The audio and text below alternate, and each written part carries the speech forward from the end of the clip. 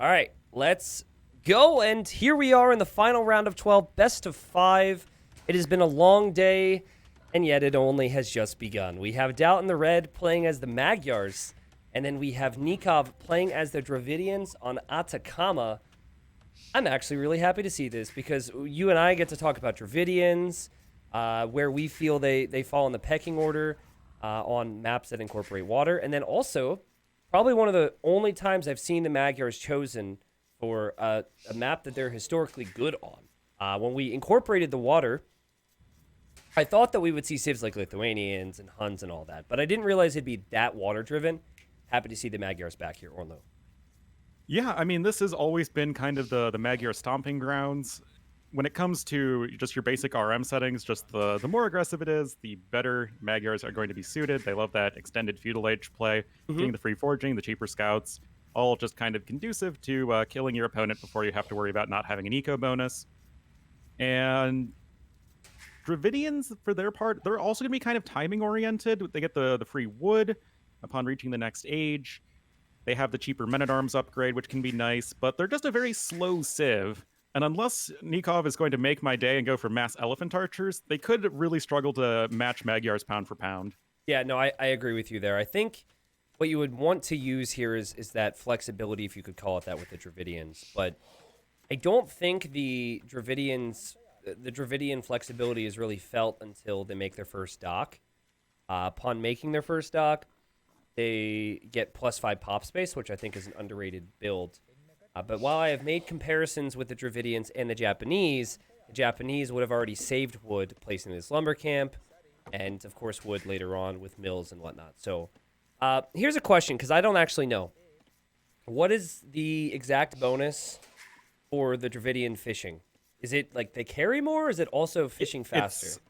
Your fishing ships and villagers carry +15 fish. So you don't actually get a sheer percentage boost, because that kind of steps on Japanese with the fishing ships. Sure, yeah. But you just carry more, which in our MS Cup we saw, like on the maps that just had the shorefish, like people pick Dravidians and go like right to the faraway deep fish because it was much more efficient with Dravidians. True, okay. But on a map like this, where the ponds are quite small, I don't really think that's going to be making a sizable difference. Yeah, okay, that makes sense. I asked you that because that is...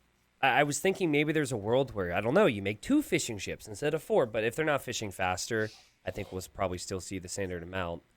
DauT did scout that dock, was probably going to go up because he saw the villager and the scout there. That was actually a really heads-up play from Nicov to know that a player who might not go for a dock with the Magyars would want to delay the dock, and so he had his scout there babysitting. DauT will still go for the dock. He figures, well, fishing ship's still good. It's still good for me to pay for my scouts, but honestly, a really awkward dock spot because he doesn't have a shorefish directly next to his dock. Yeah, that's what I was immediately thinking. I mean, you're guaranteed to have at least a couple of shorefish on this map near your pond, but DauT, I mean, I guess it's a nice dock placement when it comes to like average sailing distance to the fish. Yeah. But you usually are going to want to go ahead and have the shorefish. I guess he's just going to take the boar with the villager. Yeah. Yeah, there we go. I actually like this a lot more now. If he wasn't bringing the boar back with this journey, I would have questioned it. All right, so Magyar's free forging, and then also cheaper scouts. You're expecting that to be the opening. I think next we should be looking at Nikov's wood count. I feel like early barracks would be ideal. Man-at-arms spearman pressure, maybe even a tower rush. But I like how DauT's placed some houses. Actually, very comfy spot for him to take wood if he can wall that off. Whereas for Nicov, yeah, I mean, any range when I see this lumber yard area, I just see comfort. I see some throw pillows around, some nice cushions. Really, I can't think of a better work environment for these villagers. Also, it'd be a very DauT thing to make a gate here. Make a little gated community. Oh, yeah. This is where they work. This is where they live. Be perfect. But now he's going to... Oh, he's actually walling a lot. It is very rare to see this many walls. Normally, you'll see the small walls as DauT looks to click up to feudal age. Nikov's going to see that, and I feel like a player like Nicov, this is where his brain starts to churn a little bit. He's like, wait a second, no one else did this in group stage, in my group. No one else tried to go for a little community, and sometimes it can make you try and do too much, or sometimes you do too little because you underestimate DauT a little bit. But I guess it doesn't happen every generation, but I kind of like what DauT's done so far. Yeah, definitely. But oh, those villagers look like they could be going forward for a tower. Now, the way that DauT has walled this is going to make the tower positioning a little bit awkward unless Yeah. Nicov goes all the way around. There's actually, I think, a little path through the forest. So, doesn't have There to go is. all the way around, but a tower is going to be really annoying for DauT for sure. Yeah, I mean, if DauT were to relocate wood lines, then I think that wood line becomes more of an issue if there's ranged units that come in. Also, forward barracks here. Now, DauT will be looking to get some hits because he'll have forging on his scout. So his scout's stronger in a straight-up scout war. But I don't know if he would ever scout this area. Like, this is not something that he would even assume is open if he thinks this wood line is combined. So DauT will run forward. He's got a barracks, and he's going to add a stable here, Ornlu. But that tower's going to go up for Nicov, and there's a range there, too. Yep, and it is out of the line of sight of DauT's lumber camp, so that is not going to be seen. We have some spearmen coming forward right now, and DauT actually is just now throwing down the stable with 5 villagers, and the only way that he's going to realize that this is coming before it actually arrives is just not seeing anything at Nikov's base. Yep. Which I guess is a possibility, but DauT just darting around the lumber camp, nothing too wild.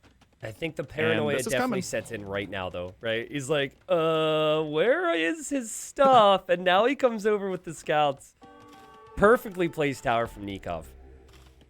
Oh, yeah, for sure. And not mining any stone, so no second tower just yet, but he can actually mine DauT stone, potentially. It's pretty exposed over here. But this is just a little bit of a hiccup for DauT. Actually, short on food income, just has the 4 fishing ships right now. That's not going to be conducive to good scout production. With an absolutely top-tier placed house that's going to block some farming space. Interesting, we see the blacksmith now. What is going to be researched here for Nicov? Because you're not going for archers. I don't think researching fletching for skirmishers really helps you that much. I mean, really, it's just +1 range, because everything that you're fighting has 2 pierce armor at this point. Yeah, maybe. Which, I mean, it's something. I mean, those Dravidian skirmishers throwing their javelins faster can be pretty good in DauT. Villagers going on an adventure, but that will be scouted by Nicov. But this is precisely what you want to do against the best scout rush civ in the game, or arguably the best scout rush civ in the game. Is a million Frank pickers just raise their voices in anger at you. Yeah, true. But like, you know, Frank pickers aside, because who cares about appealing to them, right? It's honestly really thrown DauT for a loop. And DauT's not able to take his berries. He now went out to deer, placed a mill. Not sure if he can take a mill. Villagers are dying. And all of a sudden, Nikov's got spearmen already prepped at home. I really like Nikov's opening. This is not the start that DauT would want as he loses 1 vill. Could be 2. It is 2. Wow, what a start from Nicov. Very nice opening. I mean, he's 4 villagers ahead right now, only has 1 second idle TC time. His own eco is pretty smooth. He has a bajillion villagers queued up, and he's just keeping on with the spearman and skirmisher play. This is like normally stuff we see from Byzantines, but Dravidians are going to be doing it pretty nicely as well.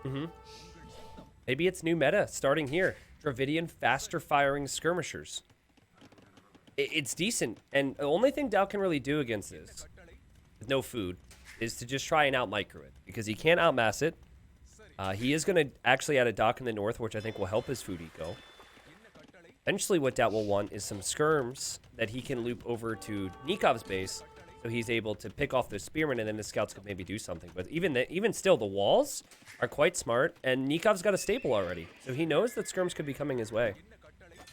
I mean, it is sort of the natural follow-up here for DauT, but he just doesn't have the food income. I mean, I'm checking the resources collected, and Nicov is at around 900 more food collected at this stage, which that is pretty massive, especially when you're up against a very food-hungry civ like Magyar's. Nicov is just now getting double bid-axe, but we now live in a world where Nicov is faster to get eco upgrades than DauT. Right. Also, look at Nikov's reaction here. I was saying it during the group stage. I think Nicov is playing his best Age of Empires ever. His eco transitions, his late game is way better than it was maybe a year or 2 ago. And he is out for blood here. 3 villagers killed so far. Only loss he's had is his scout. And also think of how this could affect you mentally. You get skirm and spearmen rushed in game 1 Atacama. Like that could really affect your outlook in the future games here if you're DauT. Another villager goes down. Oh, that Mr. Pokey Poke wanted to poke the lady, and he got it. DauT trying to deal with this. Again, he's got to take care of the Spearman with his own skirmishers. Nicov must realize now that he could lose his skirm, so he's got to get out of here. He is bringing his scouts from... Well, no, he's not actually. He has scouts from home. Now he's going to bring them forward. But he's actually got another group of Spearmen and an Archer here to maybe stick around near DauT's berries. And DauT needs those berries. He really does. Every little bit of food income that DauT can gather at this point is going to be super important. Both players docking the south and both training a fishing ship because they don't see each other, so that's a little bit awkward. You know what First would be one to so realize nice right now? Win water. This might not be a possibility, but if Nicov ends up controlling the area DauT's trying to block off right now with these houses, which is smart thinking. If he can somehow control that area and just tower that wood line, then DauT's in big trouble. Yeah, then you really don't have any access to wood that is more than 5 tiles, and you already still have these scouts here. Faster firing Dravidian skirmishers are actually pretty nutty. So sick. Wow, that's insane. Normally there's much... Do you know how much faster it is? Is it 25% or something? Yeah, it's forget. 25%. They get, what is it, 2.4 reload time instead of 3? Okay. Yeah, I don't remember the numbers, but I remember, like, the detail, the vague details, I should say. But yeah, DauT's just not having a good time right now. He's lost eco everywhere he looks. Could get worse in his wood line. It could get worse here on his gold. Nikov's been extremely patient with his scouts. Maybe too patient, perhaps, as he gets wheelbarrow now, which you know you're in for trouble if Nikov's getting wheelbarrow on this map at this time. Oh, man. On a map with a bunch of fishing ships, even. And DauT is actually making a fire galley, so he's focusing a bit more on the southern pond. So that's going to be a really important supplement to his food economy. Scout going to try and chase down some archers, but there is a spearman. And this is just all about annoying poor DauT's economy. And Nicov, with that market coming in, is going to be up to Castle Age pretty soon. And that could be an absolute disaster for DauT. Yeah, so here's the thing. Dravidians don't get knights, right? Nope. Ooh. They get battle elephants. So I remember a game, as Nicov was behind this wood line, which is so important. I remember a game where MBL had the perfect game plan. I remember watching it. I was like, oh, I can't wait to put this on YouTube. And he snuck a villager behind Hera's walls with 2 stables.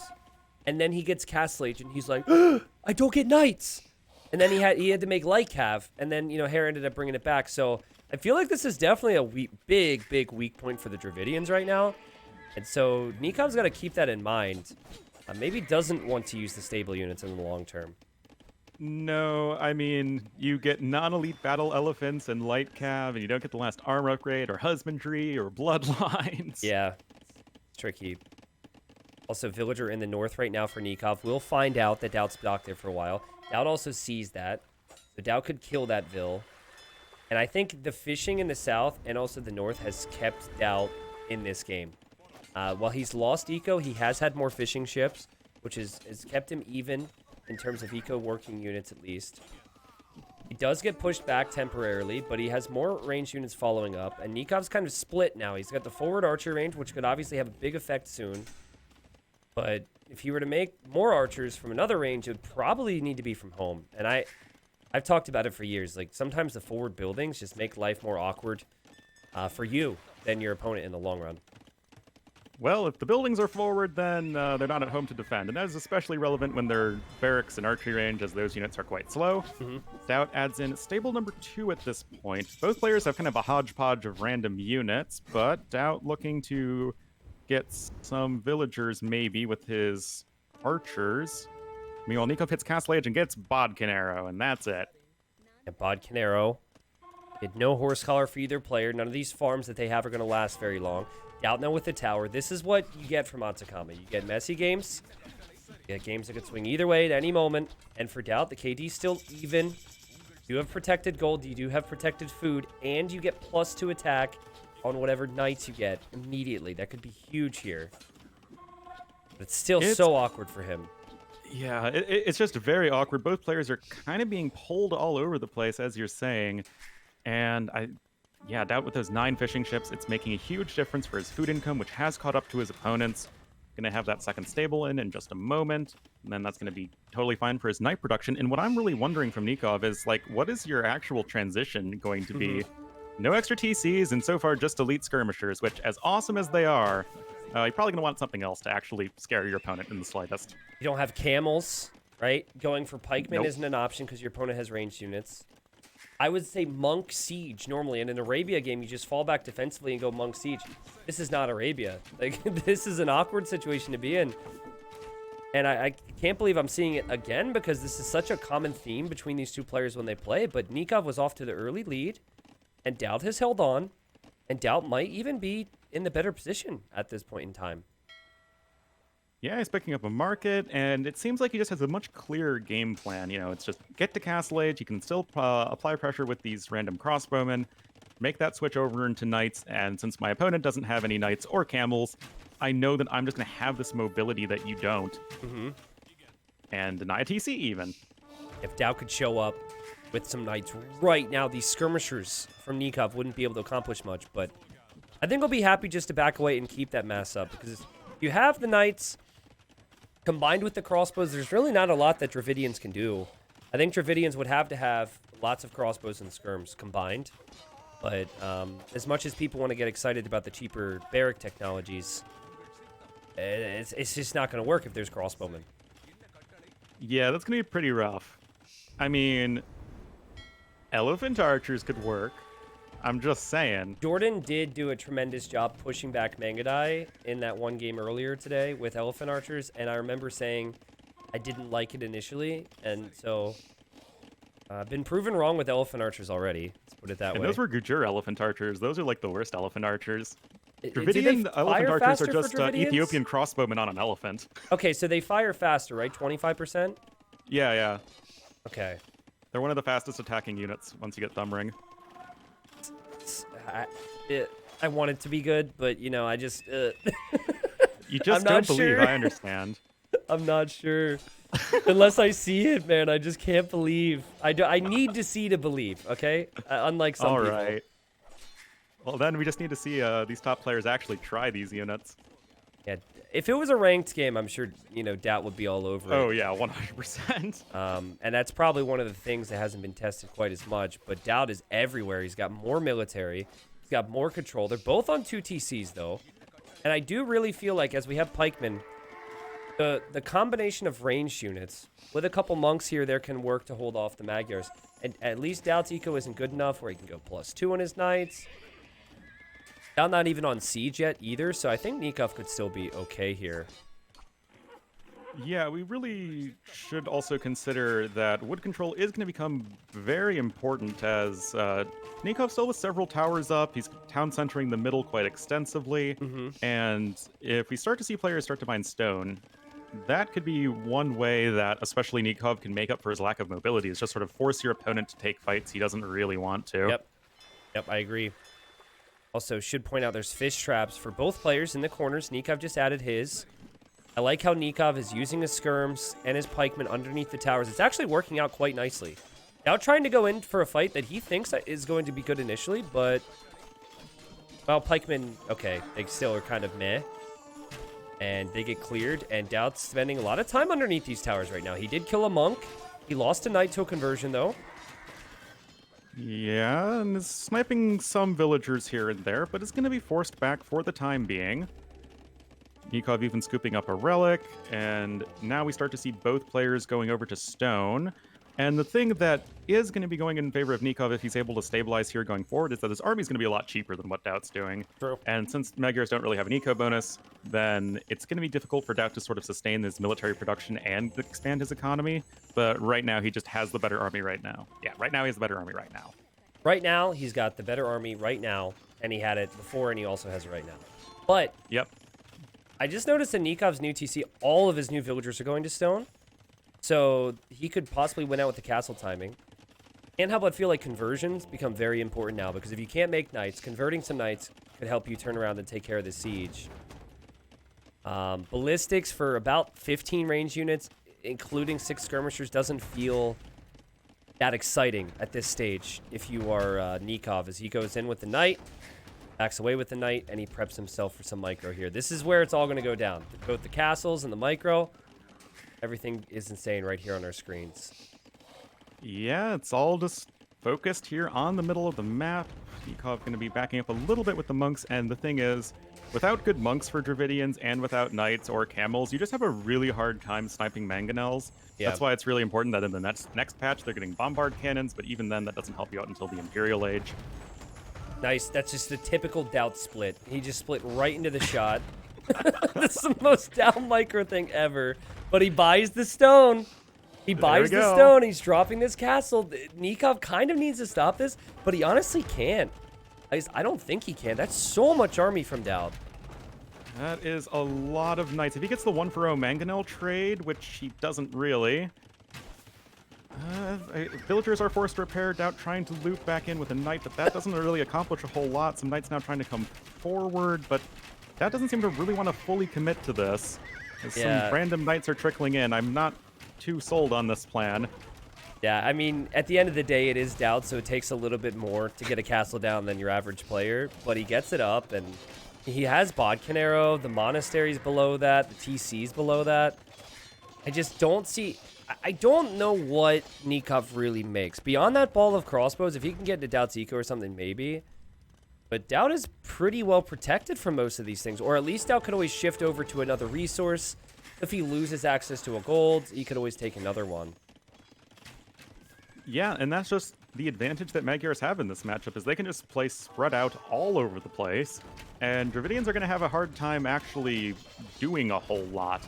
They need to really take control of the important areas of the map, i.e. the center. Yep. And, well, Nicov isn't really able to do that right now. Just trying to add in extra TCs, get his economy going, and that's all well and dandy. But right now, DauT has a bit of a better army. He has the map control, and he's ultimately taking those steps that you need to, actually win the game. Yeah. Yeah, I mean, it's all about that wood line in the center. It's so bad for DauT. 5 villagers lost at the very start, but he was calm. He knew that if he switched over to the ponds, he could recuperate there. He's trying to move around with the knights on the right side. Something Nicov should be able to do an okay job against, because he'll kill the range units, has some monks. But man, Nicov needs a castle. He needs a castle yesterday. I was really surprised. Right after I mentioned he had 9 on stone earlier, he actually shifted like 5 of those back to wood, like you would for an Arabia game if you wanted to macro. But it's all just forcing the issue in this map. Yeah, and DauT with a very nicely balanced economy isn't even all that far away from Imperial Age. He's not making any more military right now, so if DauT can also have the advantage in that Imperial Age time, I feel like Nikov's going to have very little opportunity to make a whole lot happen in this game. Only 1 conversion comes in, which is a bit unfortunate, but as soon as you run under the town center, I don't think DauT's going to want to stick around. And there's crossbows on the other side, and Nicov, great micro. He did take a hit to the face there, but I think he needed to take out that mangonel and feel happy about his position. Now, if he Psychological boost of the mangonel kill. Yeah. Seriously, though. Okay, but here's the thing. I totally know what you mean. So I'm thinking castle spots. Look at where DauT's taking wood right now. He's got a lot of wood and stone near the south of the middle-ish region, right? Okay, so Nikov's going to click up to Imp, actually. I think DauT might as well. But imagine if Nicov could take control of that area with a castle. That would be really restricted with wood access. DauT is going to click up to Imp. At the same time, they click up to Imp. Wow.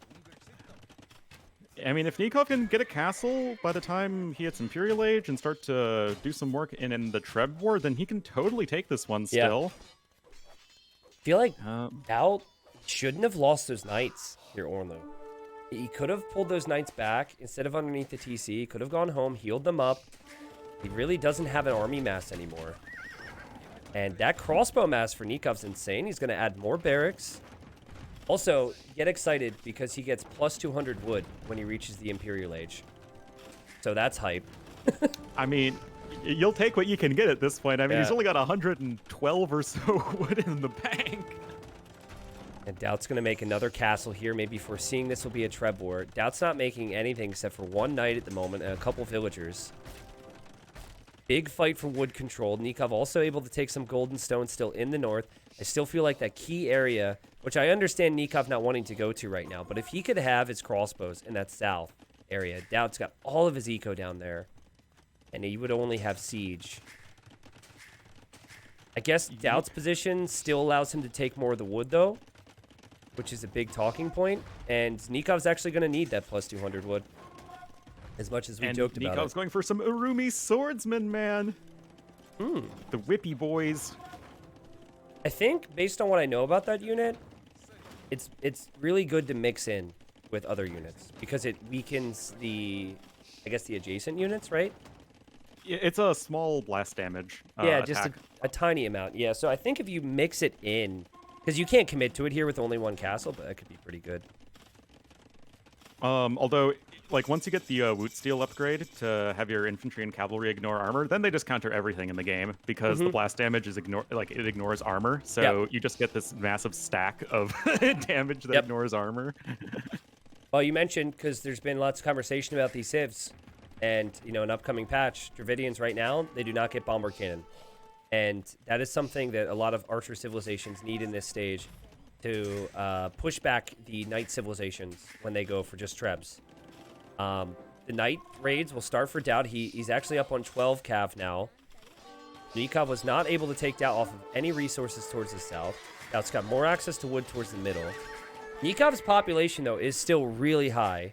He's just got one castle to make trebs, whereas DauT's got 2 castles to make trebs. Oh, he's even being greedy and grabbing conscription as well. He knows that he has the advantage in the Treb war, so, I mean, why not? Conscription's a pretty good upgrade. Nicov does have the Halbs in, he's got Arb in, not quite with chemistry just yet, but he's still sort of rounding out his military to where he wants to go with it. And it's not like DauT can comfortably go for Paladins in this matchup. So maybe that could be a potential window for Nicov, and he'll likely hit 200 pop way ahead of his opponent unless he takes massive damage from these Cavalier. Why isn't DauT repairing his castles? To get conscription... Did you just ask me why is DauT X?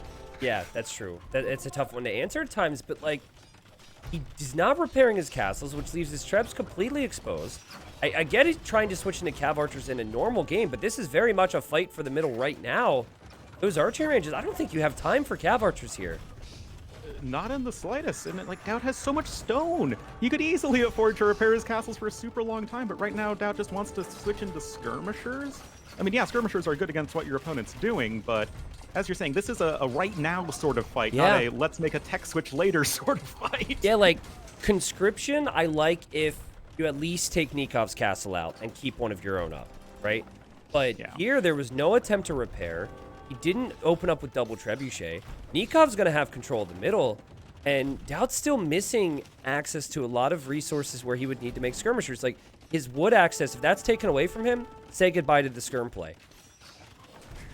Wow. Yeah, that is going to be potentially a big issue, and it's not like DauT is swimming in gold anymore. I mean, those Cavalier are expensive units. We have plate mail armor coming in for the Halbs. The Arbalests are getting their upgrades rounded out.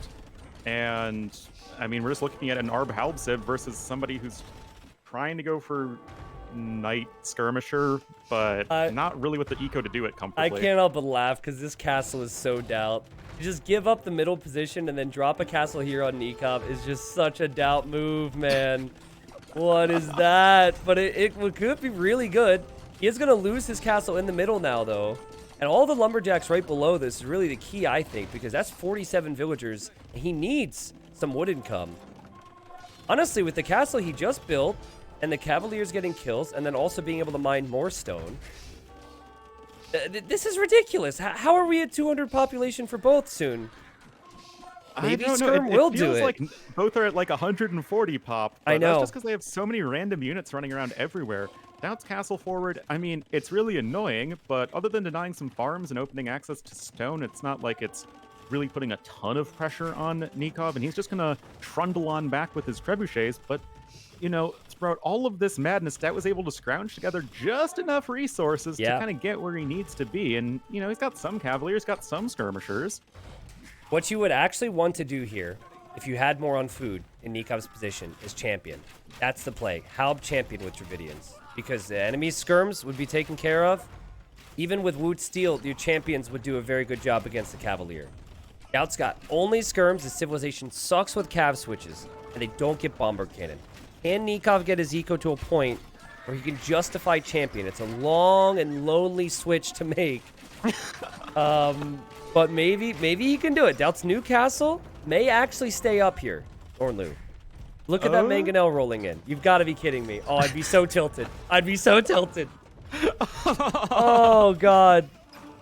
Sometimes the correct play is to just not respect your opponent whatsoever and just roll under their town center and assume that they won't notice in time.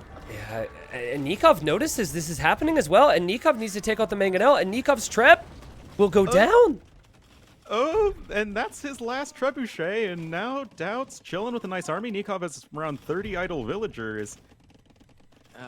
DauT's blacksmith upgrades are full for all the units that he's making. Trying to switch over a little bit into some scouts as well.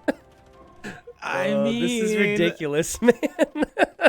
This is insane. We are at game 16 of the day. Oh my God. So close. What a start to a series. Like, the thing that I would have a concern of as a player is this type of game to start a series breaks my brain, right? Like, you have a game flow, and sometimes when you have games like this, the rest of the games that session, they just don't flow all that nicely because you're scatterbrained. That's how I would feel right now. I still don't know who's going to win this game. They both have 133 villagers. They both have 50 military. They both have castles in really crucial positions. They're both patrolling army into random houses and buildings from the enemy because everyone has existed everywhere. Wow, what a brilliant philosophical statement. Yes. Everyone has existed everywhere. Pretty much. Yeah, no, you're right. Oh. I mean, the castle's getting trapped once again, but I mean, these are just some halbs running after a bunch of units that kill halbs. It's still that skirm number, though, right? Like, having full upgrades, which he'll have in a second, and DauT having so much stone banked, I think makes a really big deal here. And there's no way or big difference. I don't think Nicov can actually switch into champions. I think that would take too much time, and it's certainly too messy. And he doesn't really have the best siege available. Though DauT still has more access to wood. At least more potential to deny wood as well. And he's still making skirm. So I would give him the edge, but who even knows? I think I agree with you. Castle is staying alive for the time being. That needs to siege up that other trebuchet. But, I mean, the skirms are eventually going to whittle down the Arbalest numbers, and Nicov simply doesn't have the food income to support, like, a Halb plus skirmisher army. needs that and I feel like castle to that go could down. actually be the big difference maker. Okay, the fact that castle went down, Nikov's still going to be able to breathe a little bit. Yeah. But my God, he's got to add so many farms. This is ridiculous. Look at this castle from DauT on the left. He's just random trebuchet going after that castle. It makes sense in this type of a game, but in any other game, it would never happen. Because it's not a thing normally. No, it is definitely not a thing. But, I mean, that's pretty much the limit of where you can find some safe wood income at this stage in the game, as both players are just hurling units at each other, but DauT simply has 52 army, Nicov has dropped to 16, and a lot of that has to do with the very weak food income, as DauT has around 5,000 more of it collected this game. And I think it's only going to get better for him. He's had the wood to reseed his farms. He was able to actually get the farm and the TC eco upgrades that Nicov didn't. The skirm number is officially at a point where Dravidians could do nothing. The civilization's got awful cav. They gave all those bonuses to the Hindustanis and the Gurjaras. So, and now, like, this is the switch that will not save Nicov at this time. I think he needed to somehow have a position where he could switch into the champion line ahead of time when he had 180 pop, not 100. Wow, he's at 180 pop. Whoa. Okay. Sorry. And he's making the switch. I mean, you get those upgrades half cost. True. It works. True. Well, now I'm thinking maybe, I mean, he does have 50 on food. He does have 15 on gold. Don't tell me. If Nicov starts to bring this back, I'll lose my mind. I mean, he is getting raided by DauT in so many different areas, though. DauT in the left, DauT in the north, DauT in the middle. This is just really painful. Nicov at around 15% less efficient in economy right now relative to his opponent. Yeah. Going to be pushed off of gold right there. That's not really what you want to see. And there is simply the GG called. Wow. That might be the longest Atacama game we've seen in all of Titans League. 60-minute Atacama game is not something you see every day because of the lack of trees. For a while there, it really looked like Nicov was going to win. His start was perfect, but I think we saw the weakness of having forward buildings, and I think we also started to see the weakness of the Dravidians at a certain stage. Nicov obviously took advantage of the Dravidian bonuses early, so you can't say Dravidians are like why pick Dravidians because he benefited from that. But eventually Magyars felt a little more standard here, Ornlu, and then DauT, like, giving up the castles in the middle, like, almost through the game. And then I can't think of a world where that was an intentional play. Like, Yeah. oh, I am going to sacrifice my castles in this really good spot to build a castle forward, but in a really unimportant spot. Yeah. Like, I mean, the castle forward was really smart because if he didn't start to distract Nicov or harass Nicov in any way, Nicov pushes him through the middle and he's done. Because he didn't have skirms at that point, or at least all the upgrades. But yeah, what a crazy game. I hope that in some ways the next game is just as good, and in other ways it's not. Because that was crazy after, what has it been, 9 hours now? Ridiculous one, but Yep. DauT with more food and more gold, and Nicov with slightly more wood, and then DauT with the stone count, the 4,500 stone collected. it makes a big deal, or it makes a big difference. And DauT simply showing that late game hero mobility is absolutely critical. Yeah. And I think that was probably the biggest determining factor in being able to push from one side and then right on the other, and then just not worry about the Arb-Halb mix in the middle. Yeah, mobility, even if that means moving from the middle to the sides and then back to the middle later. DauT used it. And here we are, game number 2. And as I was just saying, I really feel like, you lose the first game. It's very messy. You want to take control and feel more together mentally. And as a player and in this series, you go for Arabia. And Nicov, I think the way he played in game number 1 showed what he's capable of on land maps. But also, maybe that follow-up, that messiness is not something he thrives in as much as DauT. So we shouldn't have as much of that here. He's playing as the Chinese, and this is a Civ matchup I haven't seen in a long time. And we have DauT playing as the Huns here, Ornlu. So I think we have two very different strengths of civilizations at play here. Yeah, not only is, to your point, oh, let's go to Arabia where things can be a bit more calm and a bit more standard. It's also picking Chinese, which is the, okay, I just want to play meta, man. I just want to sit back. I want to get my early eco going. Go for, in this matchup, maybe camel, crossbow, skirmisher, whatever. But both civs are very flexible in what they can do. It's just Huns are the ones who are much more likely to be aggressive in doing it. Yeah.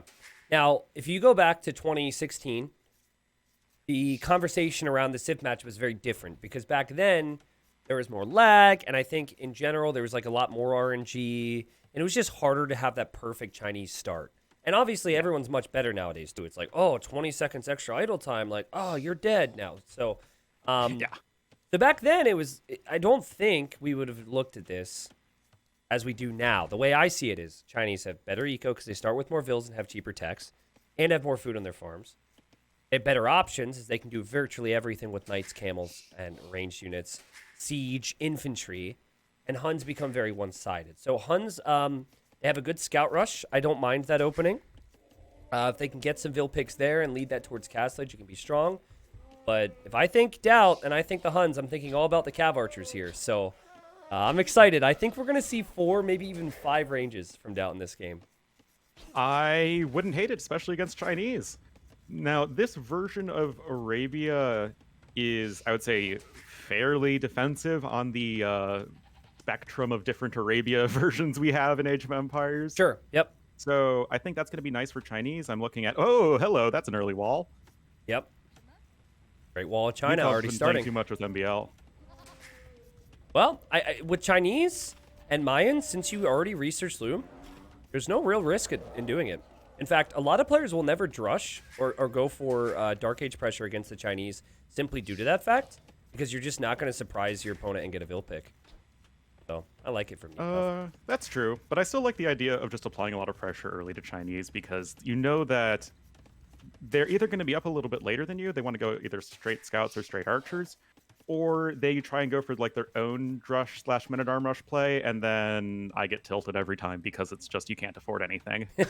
Yeah, no, I think early feudal is good. I think the best civilizations to stop the Chinese would be civilizations that tend to go into probably man-at-arm range. So any civ that can get really fast pressure with that tends to be best. Fortunately, I don't think Huns are really on that list. And Nicov is maybe expecting some early pressure, or he just wants to make sure he's safe because he's walling with, 3 villagers now. And he's taking no risks here. He should be fully walled by the time DauT shows up with whatever DauT shows up with. I assume it's going to be scouts at this point.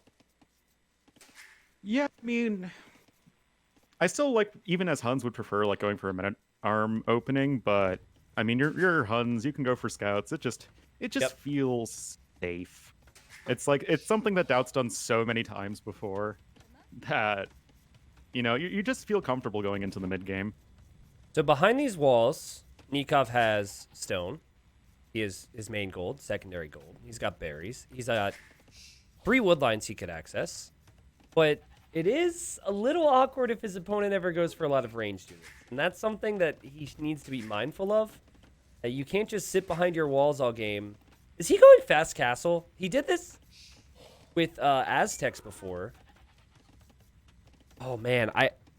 He's going to go fast castle. And DauT is on the way to feudal age already. Does DauT even know where he is? DauT's got no freaking clue right now.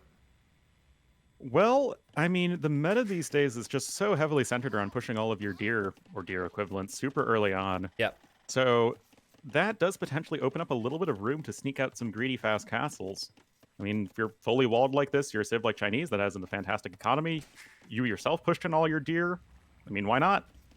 Without open scouts, which it looks like he's doing, it's not like he's going to be able to do a whole lot to pressure. And the second layer of walls comes in. So I'm a little torn on this. So rule of thumb that I always use is I try and take advantage of my bonuses as soon as possible. And that's why I would never go man-at-arms with Huns. I'd be like, okay, I got to take advantage of this stable. But if you're Nicov, isn't part of the Chinese strength not just starting with more villagers, but also getting to those cheap feudal age technologies and those farms with all that food as soon as possible? I certainly think so. So I'll be curious to see what he can do off this. I have not seen a Chinese fast castle in a very long time. And DauT, and I love this decision, he sees the walls, especially the second layer, and he says, that's really funny. Okay, I'm just not going to make scouts. I'll just go for my eco upgrades, and I'll eventually try and catch up to the next stage here. Actually, I lied. He's adding the stable now, so what do I know? Every time, man. Yeah, that's a weird decision. I don't get it at all. Why are we now adding the stable? I guess you do save some wood because you didn't make houses, so you could say it's like the same thing, But I would rather, if I were in DauT's position, just add in a bunch of farms. Like, Yeah. What's your opponent going to do? He has 2 layers of palisade walls. I don't think he's going to be attacking you. Yep. Unless it's like the 2011, Chinese meta where you just go double layer walls and then, have a forward in the back of your base. I mean, it's not bad, but it's especially weird. Like, at least go archer range so you could use the gold that you're going with right now. To me, it looks like he wants to go fast castle knights, but his eco is not necessarily there. And then Nikov's eco isn't necessarily there. So I'm sure Nicov will make it. But if Nicov wants to just sit back and boom, this is very important to state. He just wants to sit back and boom on this map. He's giving a civilization that's known for flooding the map with army control. And especially DauT, who loves to flood army and go all in. A possible lead in this game. I don't know. I was going to say, okay, if you're in Nico's position, all you need to do is just, full wall yourself, go fast castle, go like camel monk defense, and just boom your heart out. I mean, that's what I would do. Yeah. But gonna be going for archers, which feels like it could get just kind of bulldozed by 3 to 4 ranges of cav archers. Yeah, or even just like 1 or 2 knights. I don't know. I guess we'll have to see how much they commit to this. The more I look at DauT's eco, the more I think we were spot on. I think he switched to gold and had the stable, maybe a couple villagers too early. Yeah. But I do understand what he's trying to do here. He's just trying to go up. I think if Nicov is even able to force DauT to make a single archer, and this is where having that scouting helps Nicov because you can see the gold. Have DauT not force a single archer but a tower. I think Nicov will consider this a bit of a success. But still no eco upgrades, just now getting the wood upgrade. Placed a lot of farms before the farm upgrade, but he'll be safe. He's still Chinese. And DauT is not going to have any lead, that's for sure. Not especially. A couple archers going to be poking their way out onto the map. Is that going to be for a forward villager as well? Is this the full Chinese meta from back in the day? Double layer wall, fast castle, go forward all in. Look at DauT, he adds the tower. DauT's going to be freaking out, too, because he saw the villager. He's going to think, oh, siege? Oh. But honestly, if I show up here and I see this tower, and I'm Nicov, that's my invitation to boom. It's like, oh, great. Okay, so you're not going to be able to add TCs? Perfect. And I'll do that. I wonder if that was like an intentional bait, just to think that, oh man, my opponent's going to go fast castle and forward Siege Workshop drop me or something like that. I think part of it was that he was going to lose an archer if he didn't have an extra unit fighting there. But he did send the villager out awfully early there, so I guess we'd have to ask him later. Actually, if we were to ask him later, he probably wouldn't remember. He'd be like, what? Yeah, it's... Like, these little distinctions, I mean, when players are paying this close attention at such a high level, it really matters. Because now DauT's whole game plan might have to be shifted a little bit. Maybe he wanted to go for some cav archers, but add in TCs. Well, now he's not going to be able to do that because he's not mining stone and doesn't have a market. Someone just said, Nicov just doesn't want DauT to siege tower him. That's funny. But we have seen an epic siege tower in Titans League when Yo played up against that Dragon. game. It was Mr. Yo, right? Oh, yeah, dude. Oh, it was so sick. Did you cast that one live, or did you do the Rex later? Yeah, I casted it live. I think I cast it like 2 hours later, and so I was just like, okay. I don't know if this series is going to be that great. Obviously, I don't spoil myself, but I was like, wait a second. Why is he doing this? Please tell me it's a siege tower. Oh, yeah. That was a moment of greatness for sure. Okay, so Nicov is here with 3 crossbows. DauT has skirms to push that back. What did we say DauT was going to do? We said he was going to go all in, cav archers. Nikov's forced him into that all-in position here. But let's see what DauT can do. But even in going for all-in cav archers, having to make these 7 skirmishers early on, it's not something you really want to be doing. You just kind of I agree. Want to have more ranges and more cav archers. Like, if you're going 1 TC, I feel like 4 ranges is kind of a must with Huns. But you know what brings me so much pain, Ornlu, is booming with Chinese without horse collar or the castle age wood upgrade. Like, that fast castle with Chinese feels like it's playing against the Chinese strengths. I understand he's got a bit of a lead right now and can still get those things, but I don't know, man. Like, it's just a preference thing, I guess, for me. Well, it's like when we see players as Vikings spend a long time in Dark Age. Yeah. And it's like, but you get free wheelbarrow. Yeah, that's a perfect example, honestly. And I think that's why, like, back in the day, fast castling with Vikings and fast castling with Chinese, and probably just in general, was really accepted. But I think that overall, people have started to realize which civilization should and should not go for those types of rushes. Like, okay, so I'll stop talking about this in a second. As the crossbows are going to try and sneak here, and DauT notices it. But let's say Celts. Celts are a good fast castle civ, and we see that a lot because they have their eco upgrade already when the game starts. They don't have any other real bonuses until Castle Age, where you've got the siege that eats TCs, right? So Yep. That's the way I see it. This has invited a ton of pressure. Nicov lost the first game, obviously. He will not want to lose this one. And he is adding a university right now, I assume, for ballistics. But DauT is Really? on the I thought prowl. it'd be for heated shot. Could be that. Good. If he could research horse color in the university, he should give that a shot as well. Hey, it's an agricultural school, okay? Yeah. Bodkin. DauT's going for a ram, though. Interesting choice. Not sure I love the decision to go for a ram here. I feel like it could just be like a stylistic thing. I feel like you can justify either, because you know that Nicov is not likely going to have like a ton of mangonels, but I feel like just going for your own mangonels and trying to take those good trades and really apply pressure to the TC would probably be better utilized.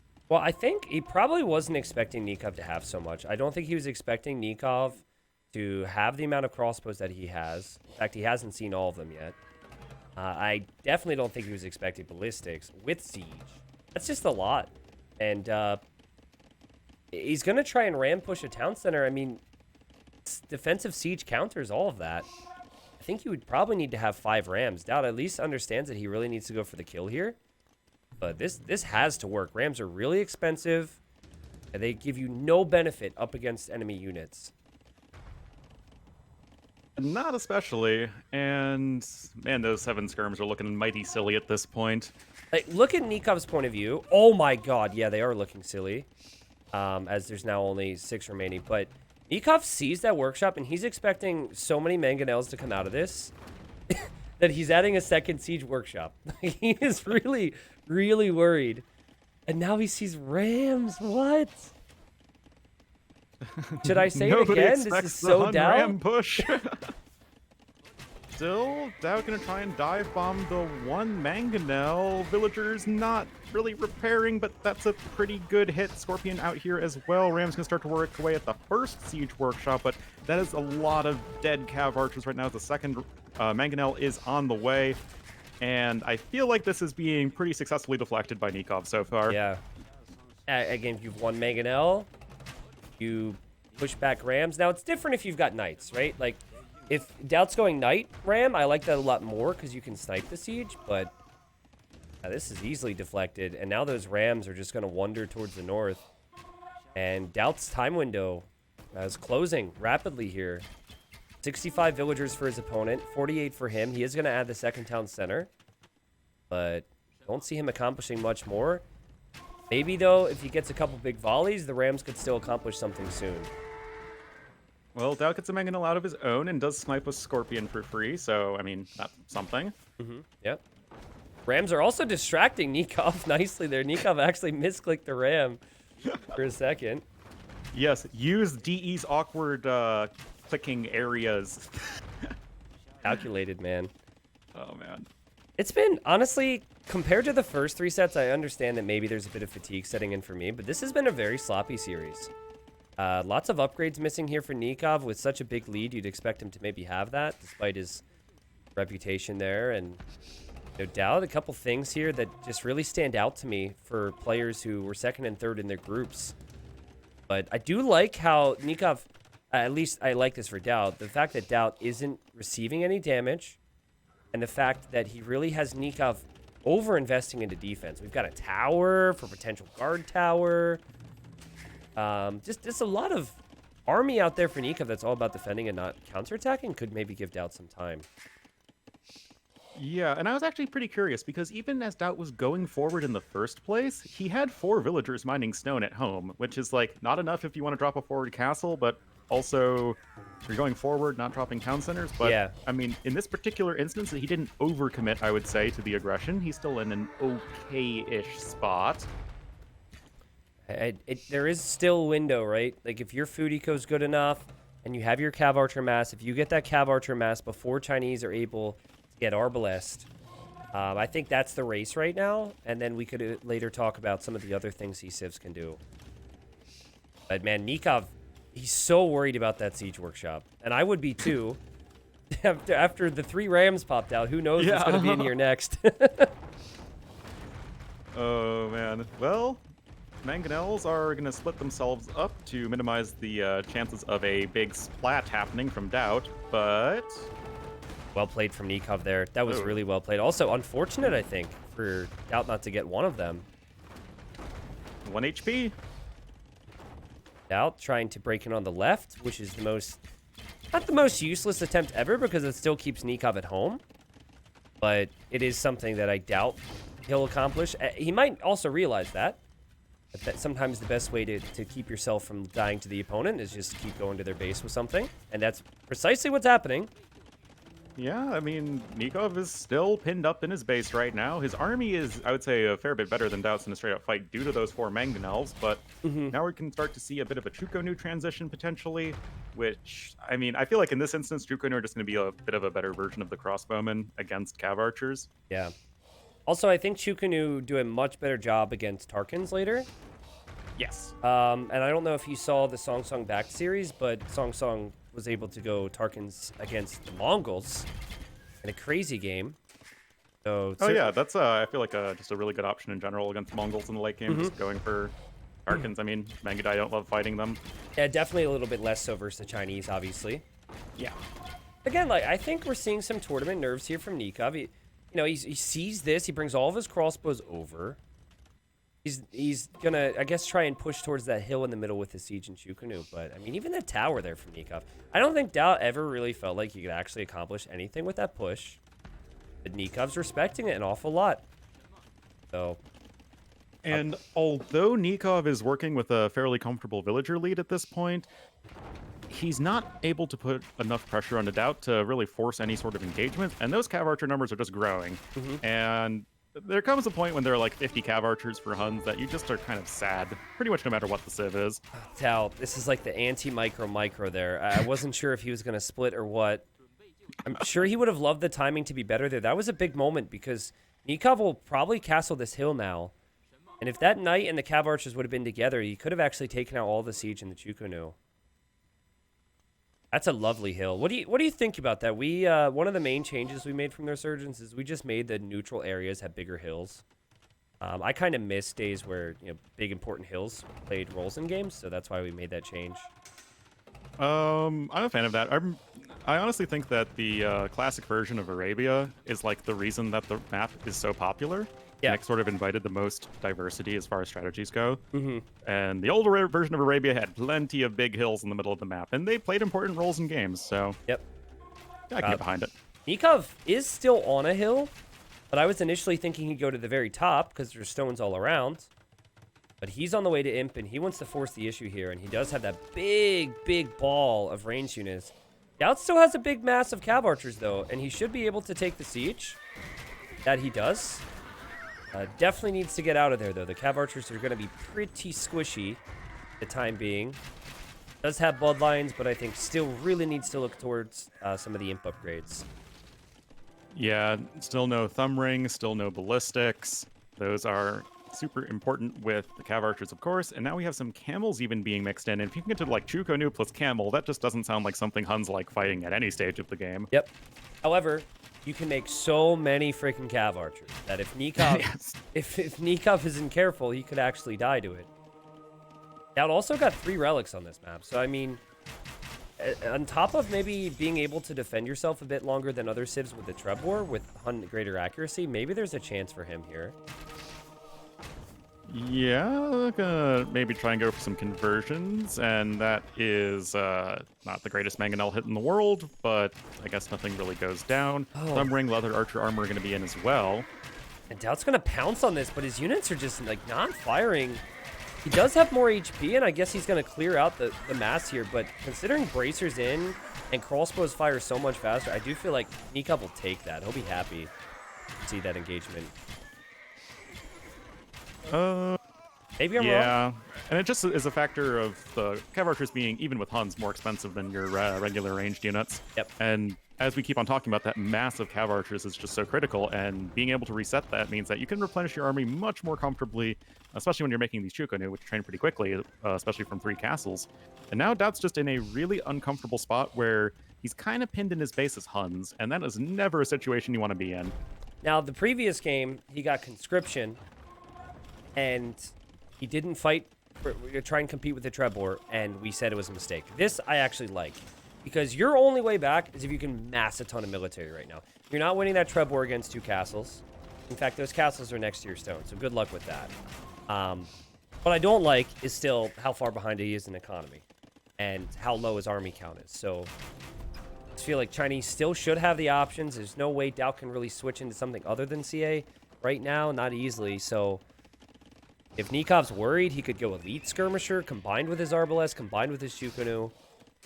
Let's continue to steamroll DauT here through the middle with maybe another castle. DauT is able to pick up HCA, which is nice, but it just feels like Nicov working with such a more comfortable economy. He's got pretty much every tool he needs to win the game at this point. He has the map control, and DauT is just going to need to rely on a wall of CA to survive, and I feel like Nicov is making all the proper tech switches that you need to not let that happen. Yeah, I'm not a big fan of the camel choice, though.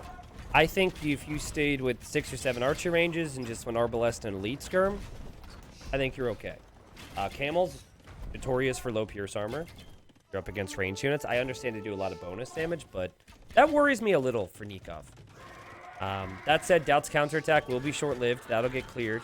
Nikov's placing another castle, which seems very random. Yeah, but I mean, why not build one like on the hill near the gold, where DauT's building a mining camp?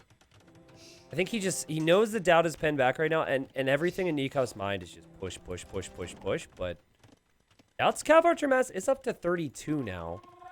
150 pop versus 160, plus he's got 3 relics. I mean, it wouldn't be the craziest thing ever if DauT were to somehow hold on if Nicov doesn't continue to push. That's the thing. That next castle needs to be in DauT's face, and these camels, skirmishers, and arbalists need to be killing DauT before he counters. Yeah, we have some stone walls being attempted at the north, but this feels like you're not really playing to your strengths anymore. You really just need to be pushing DauT off of the map. Yep. And playing this conservatively at this stage is not going to be to your benefit, I feel, if you're Nicov. A bunch of Cav Archers are going to run in. Another random watchtower is being attempted. But he does deny the gold, Yeah. as DauT gets relic number 4 somehow. And it seems like he's building up towards 200 pop. So I think Nikov's created a lot of unnecessary work for himself. But catching up on technologies, trying to find a way to constrict DauT and smush him into the corner here. As DauT builds the most defensive castle of his life.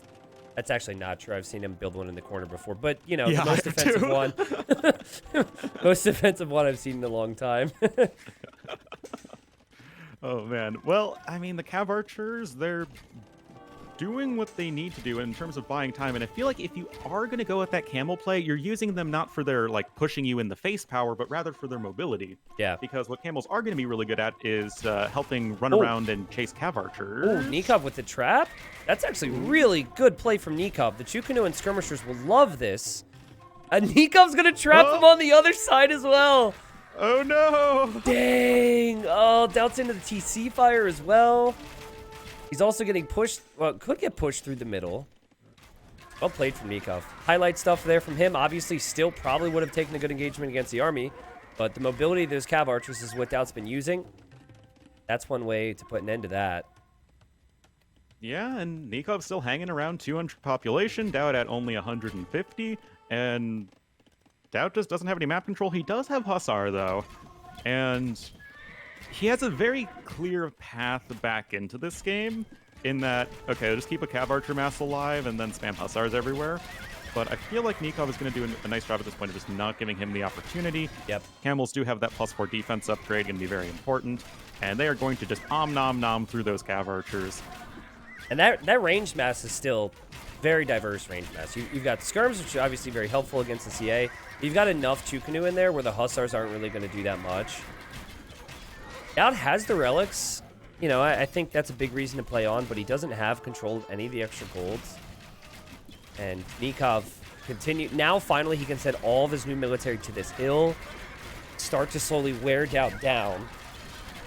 DauT at 45 farms isn't the worst for Hussar spam, but his Cav Archer number is so small now. He's down to 15. This might be the end for the Lord. It might indeed. And when I say might, I mean it will almost certainly be the end. Yeah. As, that Cav Archer mass is just getting to the point when you can never really replace it. And then camels are obviously brilliant. Yeah. And there's no shortage of gold for Nicov at the moment. But again, Ornlu, I'll say, I mentioned it after the first game. You see, there's a lot in the line for these two. But I watched them play all group stage long, and I really feel like Game 1 Atacama might have, affected their brain a little bit. Because this was sloppy at times. And I'm not saying that to be disrespectful to the players. I'm saying that because we have such high standards for certain aspects of their play. And it was, there were just some things that we would see and say, So that is good for both, I guess, because I think they both could increase in skill as the series goes on. And good for us as well. But it has been quite even in that regard in terms of what I question as I see certain things. Yeah, I think that these are two players that, especially in sort of a macro sense, are so incredibly just talented. But they also have some weird, inconsistent moments. Yep. And we saw a little bit of that come to light in these games so far. But I'd still say the level is very high. Yeah, I agree. And it's also very close, which is pretty much just a win for us. Yeah, something I loved about Nicov in this game is how he's taken 0 risks. He's had the lead for a long time, and we could question the weird stonewall in the north, whatever, and then the stonewall's at his base. But he's like, listen, I have this game, but I'm making sure I have this game. I'm getting every technology I can, even just research rocketry. And also, love the fight from DauT. DauT's like, why would I resign? I'm at 140 pop. I have 4 relics. Maybe there's still a chance. If 1 out of every 1,000 attempts from this position DauT would get a victory, then he should definitely fight on. He has to make sure it's 0% chance for him. Yes, it's called the dark noob philosophy. It's a very potent one. Oh, God, man. There's a couple of these guys on the ladder. Anytime I get into a game against them, I'm just like, oh, my God. Oh, yeah. I just can't believe it. I will say that I did check my my stats or whatever on one of the stats websites not too long ago, and my average game length was 1 hour and 2 minutes. So wow, that's I guess crazy. I shouldn't be talking. And you don't play, you don't like ban the open maps, right? You tend to play. No, I play Arabia. Or Arabia, yeah. Well, if it makes you feel any better, the longer the game goes, the better my win rate. So I think maybe we are both like, we have our strategic sense down, but like some of the early game stuff is where we fall behind. Yeah, and that's probably just something that's going to be common throughout all the casters as well, just because we spend so much time watching and thinking about the game. Yeah, that's true. Well, 150 pop for DauT. Nicov hasn't exactly gone for the kill. In fact, he's dropping a very defensive castle with 40 villagers. I mean, it'll go up. House walls everywhere. I mean, he's worried about these raids. And he hasn't really killed off DauT yet. Still 105 villagers for DauT. Still 4 relics for DauT, though they are very close to all this action, of course. Again, I keep coming back to no extra golds, and then your Huns. Like, this is it for you. You could get Siege Ram, you can get Tarkins in a different world, but I think it's just going to be Hussar spam, honestly. And the Hussars actually made it in to some of Nikov's eco as well. Yeah, and that's not anything you're going to complain about. Nicov is going to go ahead and pick up Siege Ram at this point, but something that Nicov does not have is any gold income anymore, as this map is slowly running out of it. There's some in the south. He's made so many different units. Like, he went for Light Cav, and he's got 3 of them. He went for Camels, he's got 14. Skirms, 18. Shukunu, 20, but they're not elite. Like, he is playing like an AI at the moment. And I'm concerned that maybe there's a chance, if DauT holds on long enough, that straight all-in Hussar Cav Archer could actually do something against that mixed comp. Because when you go for a mixed comp, like, half your army might be ineffective against what it's fighting against. Yeah, I don't know. Like, that's just the thing that we've seen from DauT, is he's just been very decisive in terms of what he wants to do. Yeah. And that's meant that he hasn't really gotten any sort of, like, you know, quote-unquote unnecessary attacks or units. And he's going to try and swarm over his opponent right now, but the issue is simply that the numbers are not on his side. The skirmishers are doing their best to snipe individual cav archers. And I feel like that was probably a good enough fight for Nicov. That's a lot of Rams. Like, yeah. DauT losing that is going to hurt. He still has gold towards the south. He does have stables to the north and the south of this fight. And most of the camels are gone right now. Like, there's still a slight chance. Like, I feel like it's actually at 5% as opposed to 1% in the past. And I can't believe I'm saying it. Like, I don't know if that castle can be taken out.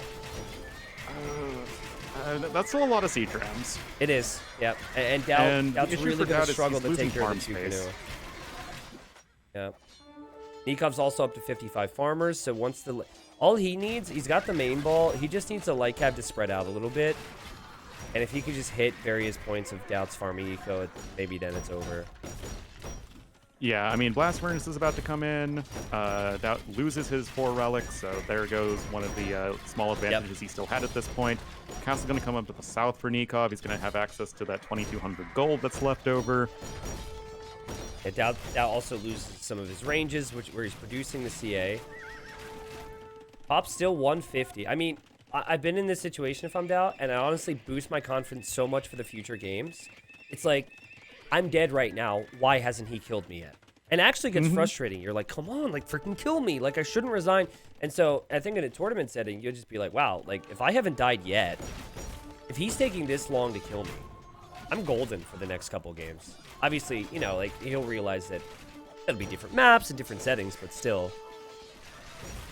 I mean, especially since this is about as standard a setting as you can get, so... Yeah.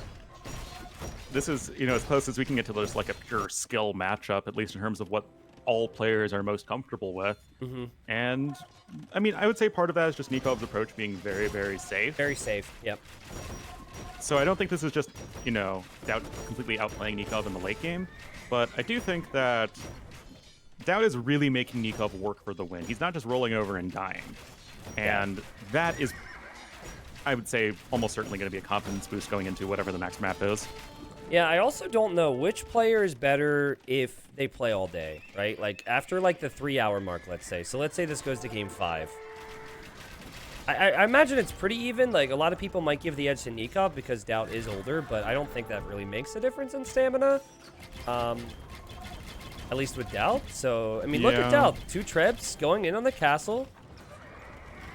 So, getting raided. And Nikov's coming back!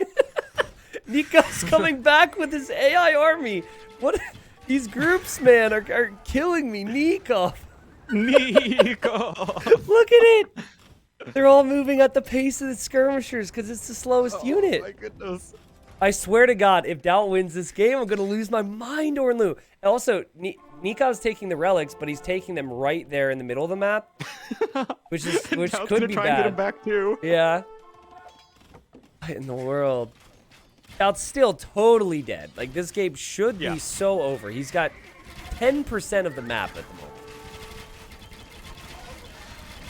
Nicov on the hill here, still has another castle, was able to take out the traps. Do we see the GG now from DauT? Because DauT tries to get away, but there's a hole. Still will take losses. Nikov's monk will die. He got 2 relics, though. He couldn't hurl the relic towards the monastery. He Yeah, had to throw it in, throw him as he died. it onto the front deck or whatever that is. DauT immediately trebs down the monastery, too. Like, he's sending that monk back over. Oh, yeah, 100%.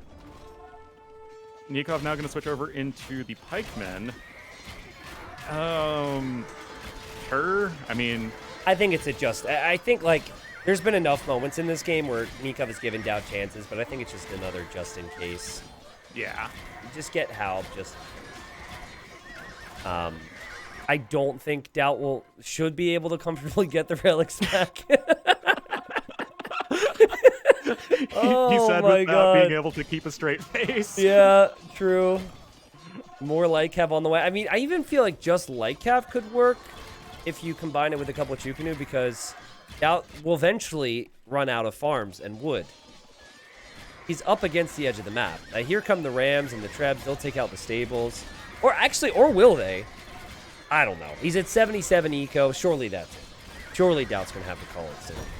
Yeah, he's at 114 pop and dropping. Yeah. Like you said, you just don't really have the eco. You're not able to replenish those Cav Archer numbers. Siege Rams are coming in, and I think that's a very wise addition from Nicov. It really forces Huns to take a fight when Huns like just being able to always pick their engagements and run away whenever they need to, but the Siege Rams just kind of force the issue. I think that's a great way to just really close this one out if you're Nicov. Yep, and I think the Chukunu number being a little bit higher is very effective at taking care of the Hussars now. Hal probably shouldn't even be needed, and now DauT's going to see his pop, and finally DauT might call it, but I'm happy he played on, because he really, like, I guess it's good Nicov made those freaking defensive castles, man, because if he didn't play as defensive as he did, maybe DauT could have clawed his way back in this one. Well, the Hussars are going to go down, or Cav Archers. I know what units are, trust me. Wow, that was an interesting one. I wouldn't have expected to see Nicov go fast castle. But after it happened, right, we're thinking DauT needs to pressure. The 3 Rams, I know it's been a bit ago, has to be something we question a little bit. It had next to no effect on the situation. He was already behind at that stage. If he goes for Megadels, I think he gives himself a better position in a very important area of Nikov's map where there were stones and golds. All that said, the score's 1-1 here, and we'll move on to one of DauT's home maps next. But, man, I hope the next one is Arena, and I hope it, I'm sick, but I hope it's like a banger of an Arena game that goes down to like the final tree, and this turns into 24-hour streams for both of us. I don't care. I'm good to keep going. my second wind is here, so yeah, we'll do it. Okay, so let's just hop in, I guess, to the next game. I'm assuming it's Arena, and it is. It will be Bohemians versus Poles. Yeah, nice. So we've got our Dawn of the Dukes matchup. Not true. You remember the name of the expansions and everything?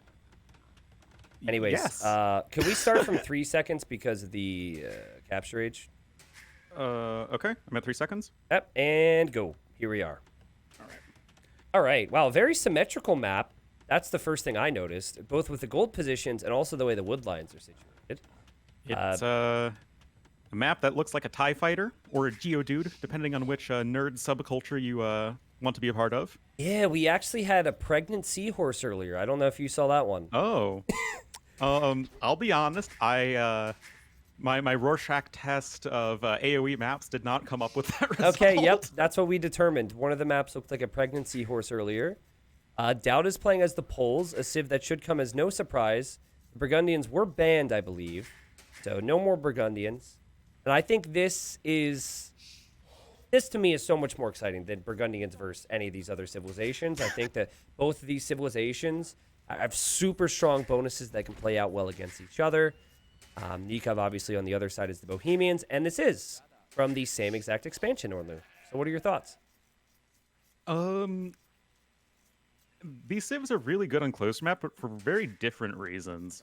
Like, poles are much more the head-on apply directly to the forehead type of civ, where you just utilize your insane economy and just smash them with a bunch of Cavalier or Obuk or whatever. Yeah. Whereas Bohemians are going to be more of the clown civ, a bit more finesse-oriented, going to be more about Micro and Hofnitsa, getting good monk conversions and stuff like that. But I think it's very even. Yeah, I agree. And I think, there's a lot of conversations to be had, obviously, on relics and whatnot. But I think the big thing that came to my mind, honestly, with poles is just farm space. Some arena generations don't give you this much space. So having space for, I don't know, I'm trying to do quick math, like 8 full works with full farms around it, probably more, but he's going to have other buildings too. I think that will benefit the poles. But the more closed it is in the center, and I think the closer the players end up being in the center, the better it can be for the Bohemians. And I wouldn't say it's really that closed or that open. It's kind of normal stuff for arena. It's kind of mostly a circle. Yeah. Yeah, and you know what's nice about it is it's very fair in terms of the additional golds. This has been the case in all our arena games, but there's a stone and a gold outside the walls for DauT. There's also a stone and a gold outside the walls there for Nicov, and then you've got the neutral resources. It's not like the good old days on Arena where one player has 2 neutral golds in the back of their base that their opponent has no way of ever scouting. Yeah, and we just kind of, that was normal. Also getting like 2 relics in your base. Oh, yeah. Because that was a thing, yeah. I did a couple of videos a while ago where I compared the map scripts from like the original Age of Conquerors 1.0 to DE, and there are some gems out there of map scripts.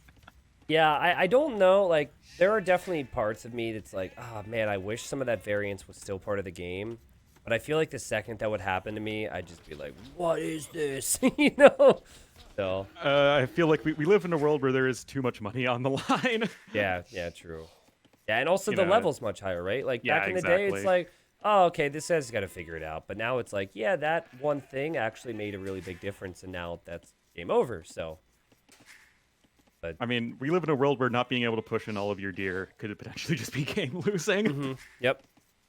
So, here's a conversation I had earlier with MBL, and then I had the same conversation with Hera.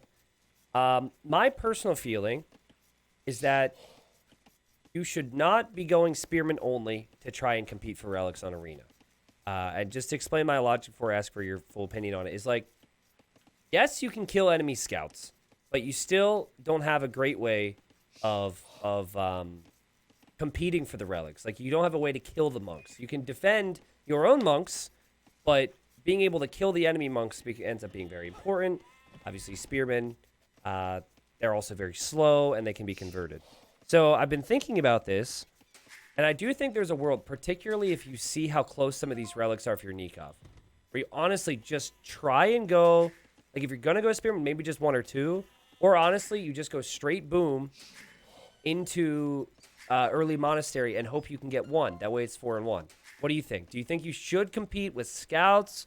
Do you like the spearman play if you're into Bohemian shoes, let's say?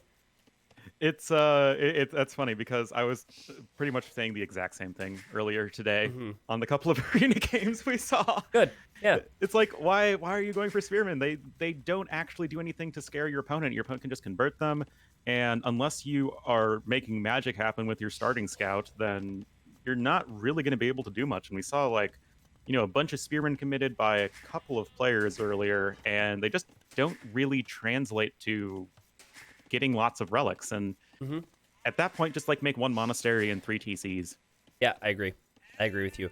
Especially if so the thing with Bohemians that I'm finding is people are trying to compete for the relics, and then when they're trying to build up towards what I believe they oftentimes need, Hufnitze, with Halbs, the timing's not there. And so I think, like, I'm trying to do the math now. Obviously, if you don't compete for the relics at all, it's much easier for the opponent to get them. They can invest less into it. But I honestly feel like sometimes just straight booming 3 TCs, even no monastery, could get you faster to your composition to kill later on. Also, small side note, it's not like players are building the monasteries in the back of their bases. I know they're going to probably move the relics if they think they're going to lose it, but like, it's always right there. The stone and gold's always on the front of their base. I don't know. I think it can work. Yeah. No, I totally agree. I think that players can sometimes kind of get stuck in their ways of just kind of inserting the arena build into whatever civ they're playing or whatever matchup. But in certain situations, I would definitely advocate for just going for a straight 3 TC boom with or without a monastery, depending on how close your relics are or whatever. Did you cast Masters of Arena 6 at all? Yeah, I cast pretty much everything. Cool. Yeah. So Masters of Arena 6, like, remember DauT and Slam and I think Tato, a lot of the GL guys, they were just 3 TC booming into fast imp pressure. And so I'm a little surprised we've gotten away from that. Like, maybe I know the relics obviously give you that great payoff, and there's also that conversation of inviting pressure. That could be half of it that we're forgetting. If you just sit back with TCs, they might come forward with Siege or something, but I wonder if part of it has to do with the prevalence of Burgundians and the fact that you just don't want to give Burgundians relics or map control. I think Burgundians are half the problem for sure. I think Burgundians and how they're played has affected how other people play other civs in ways that it shouldn't. That's my thought. Yeah, I totally agree. And hopefully Burgundians will get nerfed in not the next patch, but the patch after that, because I think what's proposed is not enough. like okay, they still get eco upgrades in age earlier, but we're going to make it 40% instead of 50% off. I personally don't think that's enough, but we'll see. No. We'll see. Good snipe there from Nicov, though. DauT loses his scout, and that's always sloppy if you're the player that's going scouts. I mean, sloppy in general, I guess. But, ooh, look at Nicov being annoying. Bringing in the spearman even. And, okay, never mind. Runs away. But, yeah, you should have healed that up. You never want to lose that scout in that situation. You want to get it home and heal it up. And, just to really irk us a little bit more, over 10 hours into the stream, Nicov is just going to go for the full spearman. I know, he is. But so this would be the third time. Third time's the charm, right? So I want to see if it works. Now, if he gets 3 relics, it's super successful in my eyes. If he gets 2, I'm all right with it. I think part of it also could be the relic generations. That's got to be something that should be mentioned. Capwatch was a little upset about one of the relic generations. In his set earlier, I didn't think that was really the issue, but I thought that was kind of some copium. Yeah, it was exactly. He was a little upset that he lost, and that could be it. Yeah. Now it's going double monastery though. Like, man! What? Everyone, get your rainbow afro wigs and your honk noses out.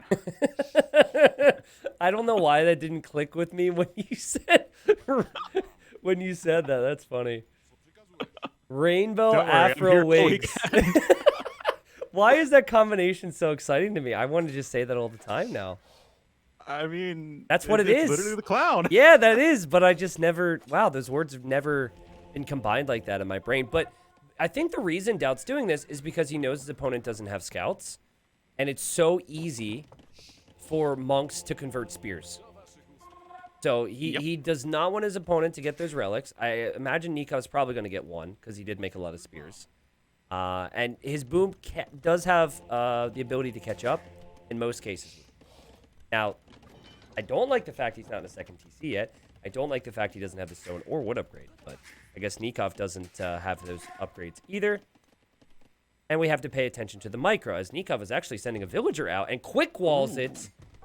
Very impressive. Very cute. I've got to say, I'm not the biggest fan of what DauT's doing, where he's just going for the full selling stone approach with poles. I mean, yeah, it's like good for your economy, sort of. I mean, you could just be mining gold or collecting other resources and getting much the same effect. Okay, so this is what we talked about earlier, right? Like, now the monks should be able to convert all the spears, but that starting scout from Nicov did go unchecked. This is the only scout that Nicov will ever have, most likely. And we saw a scout go down to it earlier, now one monk, and now another monk goes down to it. Is this... Remember, I did add the caveat that unless you can make some magic happen with your starting scout. Yeah. Scout was going into spearman v spearman fights, didn't have his spearman to protect his monks. Nikov's going to get 2. That's just now adding that next TC. And look how many vills he's sending for it. Still none of those upgrades. Again, it just feels like DauT is a little off his peak that we often see today. I mean, that scout got 3 monk kills before going down. That's certainly value.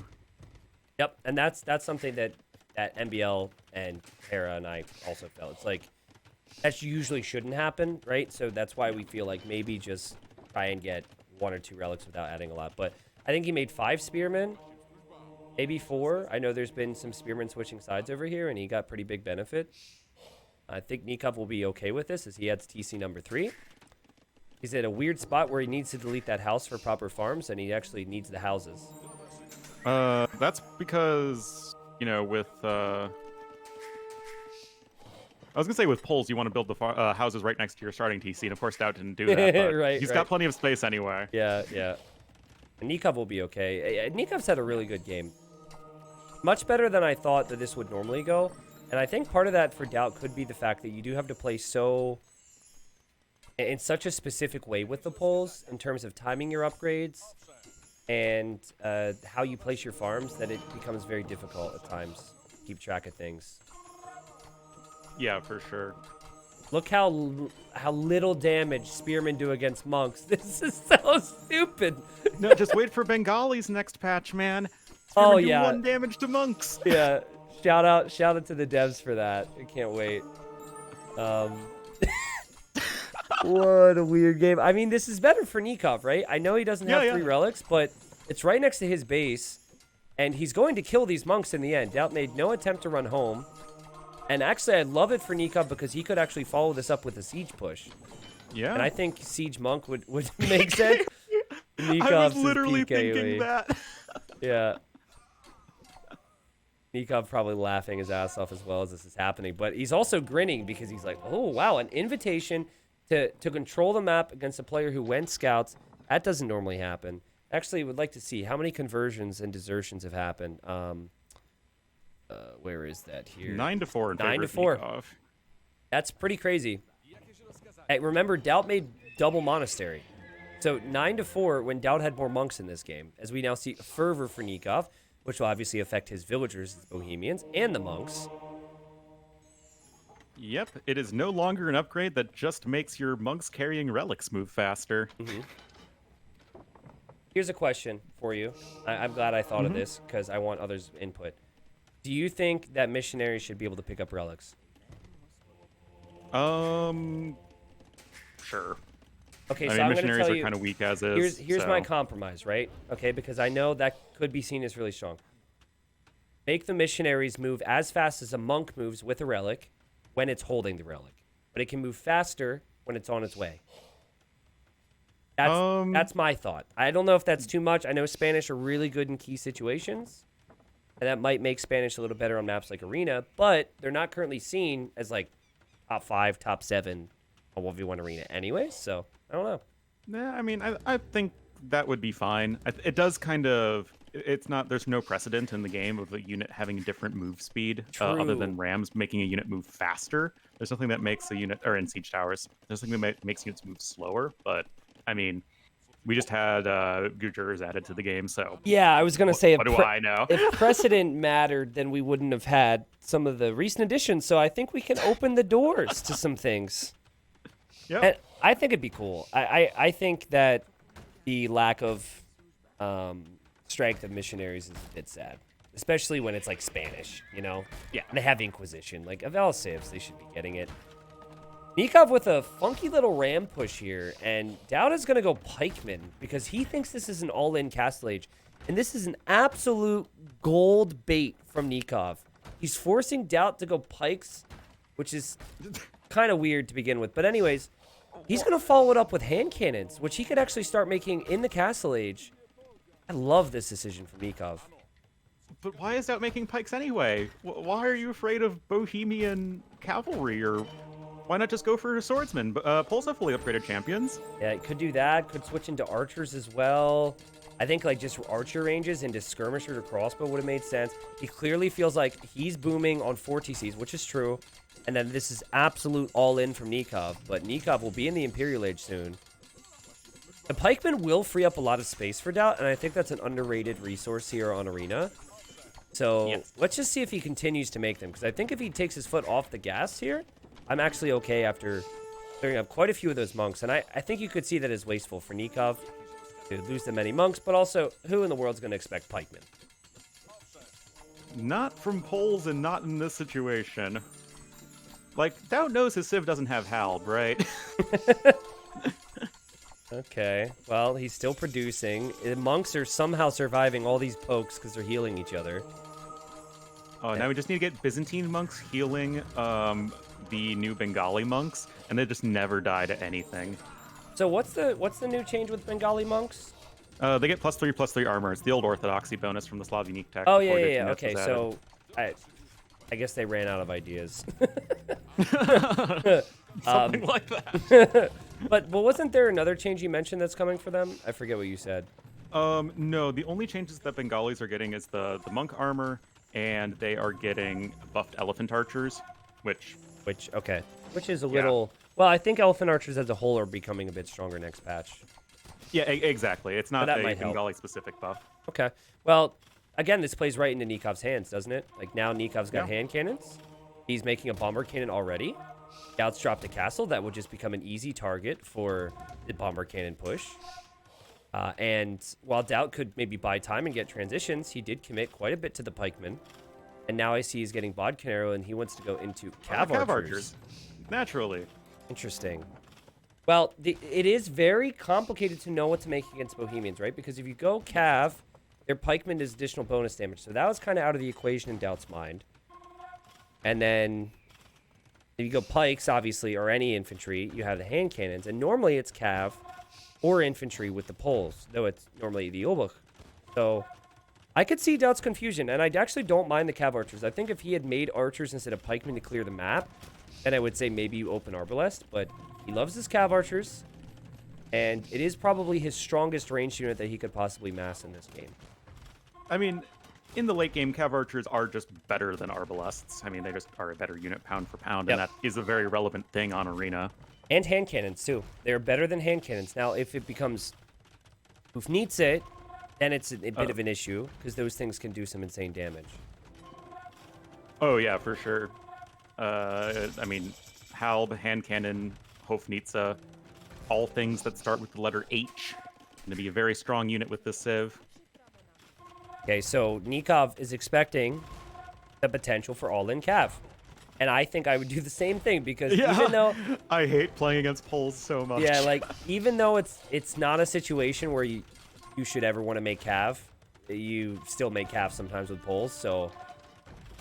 Now looking to buy some time. Not the position he wants to be in at all. But I guess he just wants the cannons here, and he'll take one. Yeah? He's losing all of his army, though. Whew. It was a really bad fight, but he wants to deny the castle, and I guess keep his castle up so he can mass the CA. That's the thing. It's all about time for him right now. Yeah, and this is where it kind of goes back to the way earlier stage of the game where I was really hesitant about DauT selling all of that stone, is because stone is a very valuable and finite resource on Yeah, Arena. I agree. And any map, but Arena just goes late.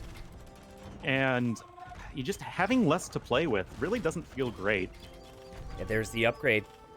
There's the upgrade. This is, I mean, the castle's going to go down before that upgrade, and this is going to be so awkward for DauT. I mean, he does have heavy CA on the way, and he could, in theory, if he doesn't lose his CA to the hand cannons, get a mass going and kill everything, but that's not a good fight for DauT. He does not have the numbers here.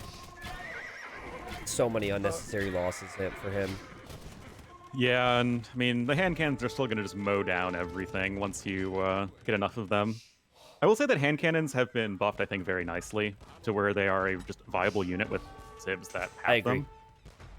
No, I agree. It was sad to like where they should have been to play years back, but it just never was. And I like how they don't always have to be combined with halbs now. Like they usually are, but you don't have to do it like you did in the past. Definitely, but that is a bold castle as Bombard Cannon survives a Trebuchet rock hitting it somehow. Uh-oh. Oh, but the Trebs are stacked. Oh, no! I just don't think DauT has the time here. I mean, he's got so many resources, but he went into Pikes after what I would consider to be a lost relic war. I understand that he got more relics, but I think he invested way more into it, which is why we saw Nicov have the better imp time. He is going to try and go for Light Cav now, but now Hoofnitz is in, and now anytime these cannons hit something, it just melts. I mean, Hoofnitz says, let's just wield the power of balance in your own two hands. Just kill everything. Winged I Hussar stand by for the DauT. fact that this is the best unit in all of Age of Empires. Winged Hussar for DauT. I don't mind that technology, and I don't mind the composition. I think having Hussar and Cav Archer is actually precisely what you might even want in this matchup, but I think the position is what hurts. Now, Nicov needs to deny that gold from DauT. The fact that DauT is taking that gold in the middle of the map, and some of the gold in the left of the map is just pure greed. He's getting away with there, but still the push continues. Yeah, that should never be a thing. Still, Halb is coming in, Ring Archer armor on the way. That is going to be super important for any of those range units against the Cav Archers. And at least Nicov has found the 1 gold. And, well, I mean, we're looking at potentially DauT being put onto match point. Mm-hmm. And the series is more important for Nicov than it is for DauT because that Red Bull ticket is very important. But I don't think many people would have favored Nicov in this situation, even though he has had a very strong performance so far in this event. I have a consistent thing about me where I always go against DauT and then regret it later. So I actually went into this series saying that it'd be like 3-1 DauT. But I truly do feel like in terms of their peaks, that Nicov is the better player of the two with this type of map pool. And I know it's an unpopular statement because there's a lot of DauT fans, but I truly do feel that. The thing about DauT that he brings is consistency, and I think he brings a coolness under pressure normally, where when the stage is set and pressure's on, he performs. It's been a very sloppy for DauT in this series. And remember, game 1 could have ended up losing. He's trying to defend here. Just He's got a few different things happening, and this looks like a 3-0 potentially, but yeah. But I mean, and just like the DauT's previous home game, map, right? So DauT's population is still super high, and his army count is still really high as well. So there's still a chance that DauT could swarm in. He's like falling back into the space, waiting for his time to strike. He's got a lot of Cav Archers. 46 Cav Archers is no joke. that's more than he was getting as Huns. Yeah. Oh, but man, this gold on the right, like Nikov's going to see this later, God. and he's going to be like, how did I let that happen, man? Oh, that is pretty painful. I don't think DauT was able to ever grab Legitic Legacy to give his Winged Hussars trample damage, and that would have been really helpful, especially against these very massed up groups of units. Also, patrolling into these fights is just asking. It's a recipe for disaster, but he seems to notice it now. He's trying to take those cannons out. Forward ranges from Nicov is an interesting little mix. I think just more and more barracks here, because you've got enough hand cannons. Just getting enough halbs to keep a buffer there is what's important. Nikov's mopping up DauT here, and he will kill those villagers on the right. Finally, it took him some time. And here he comes to the castle, and DauT's going to pounce here, Ornlu, and he still can't take out the cannons. Oh, man. Even with that Winged Hussar bonus damage that, for some reason, they have versus Gunpowder. Yeah. Wait, they have a bonus against Gunpowder? Yeah, it's a reference to the Polish Winged Hussars breaking the siege of Vienna in the 17th century against the Ottoman Gunpowder. Fascinating.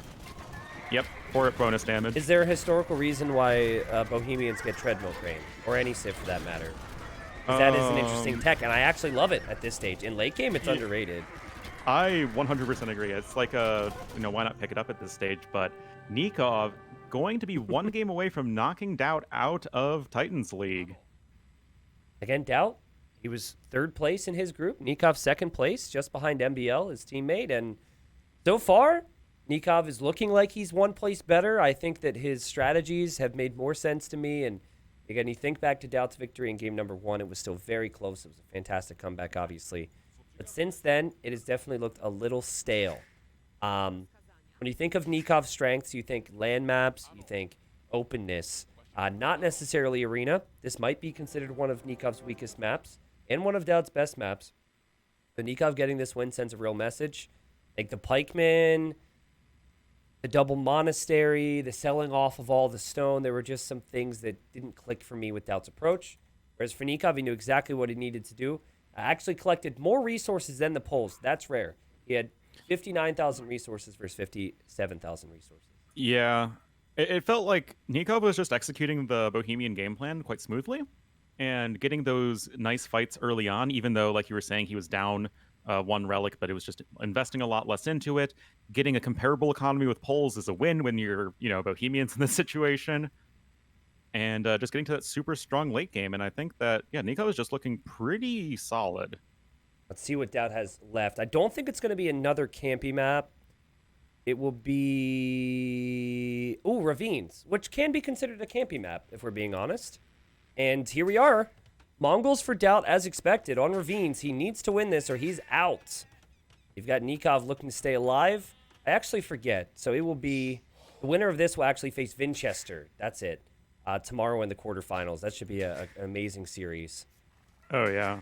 I think either of these players would make a really good match for Winchester. DauT with maybe the more macro approach. Nicov with that aggression that can match what Winchester can do. But what do you think about Ethiopians, man? I mean, we've seen... Let's rattle off the list of civilizations we've seen. We've seen Franks, probably Gurjaras. We've seen Sicilians. I've seen Berbers. Feel free to mix in any that you've thought of, but I know we've seen Ethiopians, but that was only from Bad Boy, and every time Bad Boy played with Ethiopians, he lost in Group D. Well, to be fair, whenever Bad Boy played with anything, he seemed to lose. Ooh, you said it, not me. He did. He won 1 game, though, I think, against Dogao, which really screwed over Dogao's chances of staying alive. But Ethiopians, do you like it on a map where there's so much open space to expand? Do you think that Nicov has something tricky in store for us here? I feel like you really just want to, get walled in super early on, but then just, sort of punched out in the face with a big push through the middle with, Arbs, maybe Pikemen, Trebs, Bombard Cannons, whatever you need to, just to prevent Mongols from getting to, the Mongol late game. And, I know, very, very strange advice. Don't let the Mongol player get to late game, but I'm going to stick to it. Yeah. Hey, we have had every single series so far today go to 5 games. And that doesn't happen all the time. I remember quite a few, well, not quite a few, but I think it was Hidden Cup 3 quarters, 12-hour day, best of 5s. We are approaching the 11th hour now, so maybe that'll match that. But, part of me wants to see an epic post-in battle and then see this go to 5 games. Other part of me is maybe I should just eat some food and actually take care of myself, which doesn't happen too much on these days. Yeah. So. not when you're a streamer. Yeah. Okay. But I mean, I just want to see a good set. So long as this game is good, I really don't mind either player advancing. I mean, I like them both, and I think they would both make good candidates going forward. Yeah, no, I agree with you. Now, here's my thing. So we've seen enough instances where Mongols have had to take some time to ease into the Mangadai. So when you're thinking about how to punish that on a map with walls, you are normally thinking archers. So I actually wouldn't mind Nicov to just try and get the archer mass rolling, particularly with DauT stones being forward. I think that it might actually be tough for DauT to go into Mangadai, and I do know DauT to be a bit greedy at times. So maybe there's a world where going for heavy archer play, controlling and getting into Arbalest and Bomber cannons before the Mangadai come out could be the play. I think on paper, Ethiopians are very good civilization against most civilizations. The problem at a high level is if anything goes wrong with their game plan because they lack mobility, they get raided, for example, and they have to react once, it's like immediately they're reacting again on the other side, and they're reacting again on the other side. So Nikov's just got to make sure that he doesn't allow DauT to do that to him here, and that's kind of the theme for me. Yeah, I mean, the thing with Ethiopians is that they have really strong military options that are all very fragile and expensive, and you have no eco bonus. At least no, like, big long-term eco bonus. Yeah, that's true. Like, I think you'd prefer to have the Mongol hunt over the plus 100 food and the plus 100 gold. On this map especially, for sure. But, I mean, Nicov can really make use of that. Right now, I think we'll see Nicov try fast castle, and I mean, he did it on Arabia earlier, so I could see him doing it here, and I also love how he's walling in front of his TC, because we've seen instances where players go scouts, they run right past the walls towards the TC. So he's really not taking I'm any always risks. an advocate for just fully wall yourself in. Don't give your opponent the opportunity to dart past and nullify all of the hard work and villager time you spent building those walls. Okay, so here's DauT. Now, DauT has a decision to make here. He had a similar decision to make in that Arabia game, and he added the stable, remember? And we were like, why are you adding the stable right now? You could justify a lot more aggression here, I think, because there's hills. And so you could, like, maybe near this outpost near the stone, you could break in there, force some walls behind. 4 villagers going to build a stable? Okay, so DauT rushing down the stable. Does that mean he's going forward? If he thinks this is FC, he might go and tower the walls and go scout tower. Yep, looks like it. Yeah, those vills, they're not going home. Right. I actually am curious to see how this pans out because this all works for Nicov if there's no ranged units. And while there won't be ranged units, DauT will have a tower, and then he has to be incredibly creative to somehow keep units out of... like units from busting through those walls and getting through and killing all of his eco. He's super fragile right now. Yeah, this is where that nerf to Palisade Wall HP a couple patches ago, I think, could really come into effect. As there's just not going to be that much time that Nicov can buy. I mean, he wants to go fast castle crossbowman. That is pretty apparent that is his ultimate goal. But it's going to be hard to get there. Actually, I don't even know if he's going to have enough food to hit Castle Age, even with the extra boost you get as Ethiopians. Well, let's just say that in an ideal world, Nicov doesn't lose villagers to this, right? And the army doesn't get in. He already has 4 villagers building more palisades. He's going to probably need to make a counter tower. Like, when you go fast castle, you need your villagers to be working all the time. And this will have a big trade-off, I think. Also, I wonder if DauT will take the hunt that's here. That could actually be really nice. If he doesn't break in, he could just take the hunt, and then maybe his journey's been worth it. Well, Tato did something similar in the game earlier, right? Where he just went to the side of the map and took the hunt as Mongols. So, yeah, I think you can totally justify doing that, as we have the contingency walls on the way. DauT was a little late to using his tower to attack these walls, and I think that could make the difference between him getting in and doing damage or not. But he still ruined the fast castle. See Nicov, he's like, okay, fast castle over. Actually, the correct decision, I think. He just says, guess I'm not going to be going for that, and I'll get my eco upgrades and stay here for a while. But I think that's totally fine for Nicov. He is going to invest a lot less into this relative to what DauT is doing, as DauT's been mining stone. He went for the scouts early on, 4 villagers coming forward. So if you can just sort of hang back, deflect what DauT is doing, and you're still going to be getting a better Castle Age time. Ooh, Nicov. Ooh. That's really smart, because the scouts could have run in there, but now that there's palisades, they can't. And so that extra villager will just be the difference so he can batter this down. But actually, I think this approach was perfect from DauT. I also think Nicov was correct to immediately assume that his game plan would not work and just protect his eco. We'll still play into archers. Again, though, DauT, take that hunt. You know you want to. Come on, it's right there. It's right there. Your opponent's got no army. Oh. I think DauT needs, or feels like he needs to keep on pressuring, so yeah, no rest for the weary. Yeah, he might really feel like Nikov's still up. Based on the score right now, you might think that. He is taking extra hunt back at home, I guess, so we'll give him bonus points for that. Oh, but DauT, what are you doing, my man? What? What? DauT clearly watching some Ornlu Rex on how to micro. Oh, he says lag. Too late to fix it now, 11. I did drop for 5 seconds. Nicov says worst timing ever. Want to continue? Let's go. Yeah, okay, that's the only thing that really explains it. But I mean, we had an instance with Capuch where there was some lag, but man, DauT loses all of his advantage, and now he's going to lose a villager. And there's going to be archer counterattacks, and I guess like we will say credit for DauT because some people might say like I want to restore it, and then there's all that old admin drama. I'm sure they could have talked to Robo about it, but dang, man. Also, sneaky tower. I don't know if you saw it happening. Yeah.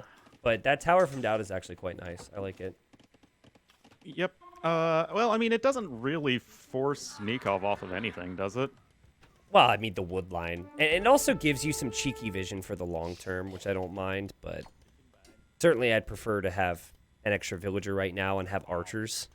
Yeah. Like, DauT is going to be forced into defensive towers. He doesn't have an archery range. Honestly, even if he doesn't lose those scouts, I think the only thing DauT would really be able to accomplish with those scouts is to pick off a couple reinforcements here and there. But Nikov's army comp is just put DauT completely on the back foot. And that's not a situation where Mongols are ever too happy. Yeah, true. I mean, you want to be getting into Mangudai, but that could be really difficult. You're spending all of this stone building towers. It's going to delay your castle age. And remember what we were saying earlier about Nicov going to be getting a faster castle age no matter what? Well, that seems to be coming true as he can click the castle age button as soon as he has a building. You know what's interesting is Nicov went really heavy on his berries, which players are not used to doing because normally there's not 2 berry bushes. But he's completely finished his berries. Whereas DauT has, I don't know, like 400 more food remaining. Obviously, DauT still took the hunt and all that, but still. Also, DauT's losing his villager on the other side of the map. There's no reaction from him whatsoever. I imagine because he has attack bells everywhere and he's tried to defend himself at home. But again, I know that like that lag there, super unfortunate for DauT if that's what it was. But he just has not looked sharp compared to what we've seen. And I think there was an issue with consistency with him. A couple of the players in the group stage, right? Where they show up one day, they look incredible, and then like the next, they're not. This is an opportunity for Nicov. You're up 2-1. Mongols are one of the best civilizations for this map. If you can use your early castle age advantage here to snowball with crossbowmen, you could destroy DauT. DauT's stones and golds are forward. That said, as I say all these things about the potential for Nicov, he does throw away some army here. I'm sure he's a bit distracted with what he's doing at home at the moment.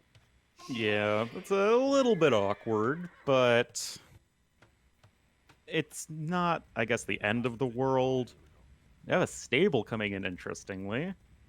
I guess I like the stable. I think like 1 or 2 knights just to push underneath the tower and push against skirms is great. I think what Nicov will be disappointed with, though, is that he did lose a couple archers there. It's like 7 crossbows. And if you're getting all your upgrades on it, it does put you under even more pressure to get damage from it because it's just not a large army. And we live in a world of meta where players are adding in that second archery range quite late. I mean, it's just now coming in for Nicov, so losing those early archers is just disproportionately more impactful. That said, you know, he's still going to have the faster firing crossbows. DauT's going to use the market, and DauT's clearly going for a castle. So, like, this window for Nicov needs to be used. I also think that he's very scared of skirmishers that he shouldn't be scared of because there are no upgrades there on those things. Skirmishers are a scary unit, man. I mean, I wouldn't want to meet one in a dark alley at night. Oh, man, the gates. The gate could be such an easy target. DauT is 2 minutes away from clicking up here. This gate's going to melt. Normally you go for the walls because unfinished gates don't have armor. Whereas unfinished walls still have all of their armor. Yep, makes sense. Yep. Here come the crossbows. DauT now forced into more walls. And he started with walls originally. Maybe this army wouldn't have advanced so far in. Eco KD is 2-0 right now, but the efficiency is definitely there for Nicov as he continues to pressure. He's got a Mangonel on the way already. He got his knight behind this. And DauT stones are right here. And Ornlu, it's the ravines question. Where on earth do you even build your castle? Because it's not going to look pretty. No, it's not. Oh, man. It's just pain. That's the way to say it. Just pain. The stone for the castle won't be there. I guess it was pretty obvious that there was a hole there, but still.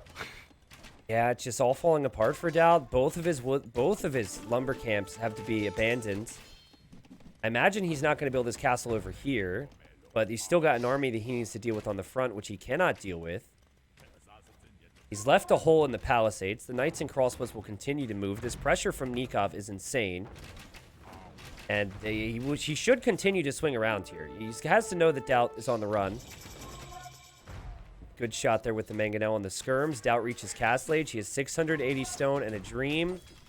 We've seen him here in way too many instances. I don't care where he puts it. Just put it down somewhere. You need it, like, right now. Well, that's a good decision. That spot is actually maybe one of the best spots because he can take his wood and he can take his gold somewhat comfortably, but oh, God. Oh. I think he gets it up, though. If you want to avoid becoming a meme, you can't give that meme fuel. No, he's going to get it up. And actually, yeah, you know what helps you get value from you losing your skirmishers is killing all that army. Yeah, So, I mean, that's not bad. Now, obviously, he's still got, like, other aspects to worry about, but Nikov's not going to get away with much. Nikov's still going to be firing uphill at the end of the day. Yeah, DauT also still has, like, 36% eco efficiency. Yeah, it's not pretty. I try not to look at that. But he does have Bodkin. He does have one Mangadai. And I think if you were to choose one ranged unit, it would be the Mangadai, maybe? Something. A Mangadai walked into a bar and there was no counter. I mean, if he loses his TC to a Mangonel push on Ravines, that's something. Like, they're firing at a disadvantage. Also, I feel like if Nicov would have just saved two knights, this game is definitely over. Because he would have found the woodline on the left, you would think. Yeah. But DauT's still in it simply due to the fact that he hasn't lost more eco. He's lost 5 villagers only. Nicov is still all in 1 TC. Though his eco efficiency is much better than DauT's, of course. Yeah, I mean, resources collected already around 2,000 more for Nicov, and gold and wood being especially relevant here as DauT is trying to go for the Mangudai. DauT's going to run out of wood here. I love the Monk Edition as well to heal up the weak knights. Nicov, I don't want to take away from Nikov's push here. Like, this push was well-timed. I think DauT didn't do himself any favors and allowed Nicov some opportunities. But look at the micro. He immediately sees this and knows that DauT has to take out the siege. He will not allow it, even with ballistics on the way. And this is what we said. Ethiopians, fast crossbow, fast pressure. Oh, and TC can't be garrisoned anymore. Yep, and that is exactly what Nicov was waiting for, diving in as soon as there was less than 480 HP right there. TC's down, and now Nicov can gain the hill. Nicov, TC it, man. Or castle it or something. That looks so funny. Show how alpha you are, Nicov. Make it in range of the enemy castle. It doesn't matter. Well, Nicov, I feel, finally, especially because he's going to take out DauT's market, and when doing that against DauT, it could always have a lot more of an effect. He's going to add the second TC at home. I think DauT with these Mangadai, if he even has them in a moment once the crossbows spot him, I think he just needs to dive the eco or something. He's got to get into a wood line. He can't play any games here, but got... Oh, hopefully he plays Age of Empires. Yeah. Some days more than others, the Lord. And I you know, honestly, I feel bummed for him because I think he wasn't having his day already. And then the lag there didn't help him. You know, the Age of Empires gods certainly put him further behind. But Nikov's just on top of it. Mr. Consistency. He's looked so good. in the group stage as he now adds TC number 3. DauT's still trying to loop in to deal with this one tiny army. And he doesn't even have a town center yet, DauT. Hey, but his idle TC time, that's not going up anytime soon. That's true. But Nicov still has less. Nicov has 3 TCs and Nicov has less idle TC time. Feels bad, man. But seriously though, if this is a closer game, look at the resources for Nicov. This is really sick. Yeah. Be a fast imp into probably some bombard cannons with the arbalest. DauT runs in, Nikov's on top of it right away. Nikov's doing the thing where I always do, where I, could use a market just to get a few more resources for Imperial Age, but by the time the market's in, I can already afford. Right. Yep. Every time. Yep. He's going to add that market. He's going to click up. He should have his buildings, and DauT is about to add a town center. He's about to add in TC number 1, and this was not a Nomad map. Now, Nicov doesn't know that DauT doesn't have a TC again. Now, he probably knows that DauT is way behind, and he's probably telling himself, don't throw, don't throw, don't throw. But still, also, shout out to the Ethiopian outpost, which show the entire map. Lovely, lovely, lovely vision there. So, yeah, I mean, if Nicov were to lose all of his crossbows and all of his siege, we know he'd still have the lead, but does he know that? I think once Imperial Age comes in, he just patrols across the map with some archers and siege and is probably good to go. 2 knights, take out the mangonel. I mean, again, DauT's just trying. I think he knows he's very much dead here. Yeah, it's a little bit unfortunate. You don't want to see players going out like this, right? I mean, it's just not an especially great game to I think you can make arguments, though, that he got somewhat outplayed every single game. Oh my god, that attack round could have killed all of them. Oh my goodness. But game 1, still could have gone either way, right? Both players posturing there with the mangonel. DauT's still looking to get free. Nicov even walling, so DauT can't run certain ways, which is funny. Yep. That's, I guess, not fully walled, but I think DauT's going to call it as soon as Imperial Age comes in. Not taking any chances. GG, good luck. Well, respect to DauT for that. I think he understood here for a while exactly what the situation was, and it just wasn't his day. He was consistent enough to move on past the group stage. Obviously, next season in Titans League, he's going to be back, and we're happy to see that. But it's Nicov and his time, and he'll be moving on versus Winchester in the quarterfinals tomorrow. Both Nicov and Winchester still don't have that ticket to Red Bull Wololo, so that'll be a fun one to watch. Both Nicov and Winchester played amazing within their groups. I also think their styles kind of complement each other. I think Nicov can play a little bit messier. I think Winchester and Nicov, though, both have very similar styles with how they play the game in terms of their speed, precision, micro, macro, whatever it may be, Ornlu. But that's the final series. So we had 3-2. No spoilers, actually. People that I got to shut up. Never mind. We're not going to talk about earlier sets. But they were all really, really good. This one included. So I enjoyed myself. I wish we could have seen that arena game be a little bit more competitive, though, because I feel like the polls had more to show there. Yeah, I totally agree. It's kind of some weird decisions made from DauT, but Nicov just Mr. Consistent in this series and totally deserves to move on to that round of 8 tomorrow in 12 hours. Yep, 12 hours. Exactly. 12 hours and 18 minutes. That's exactly when things will happen.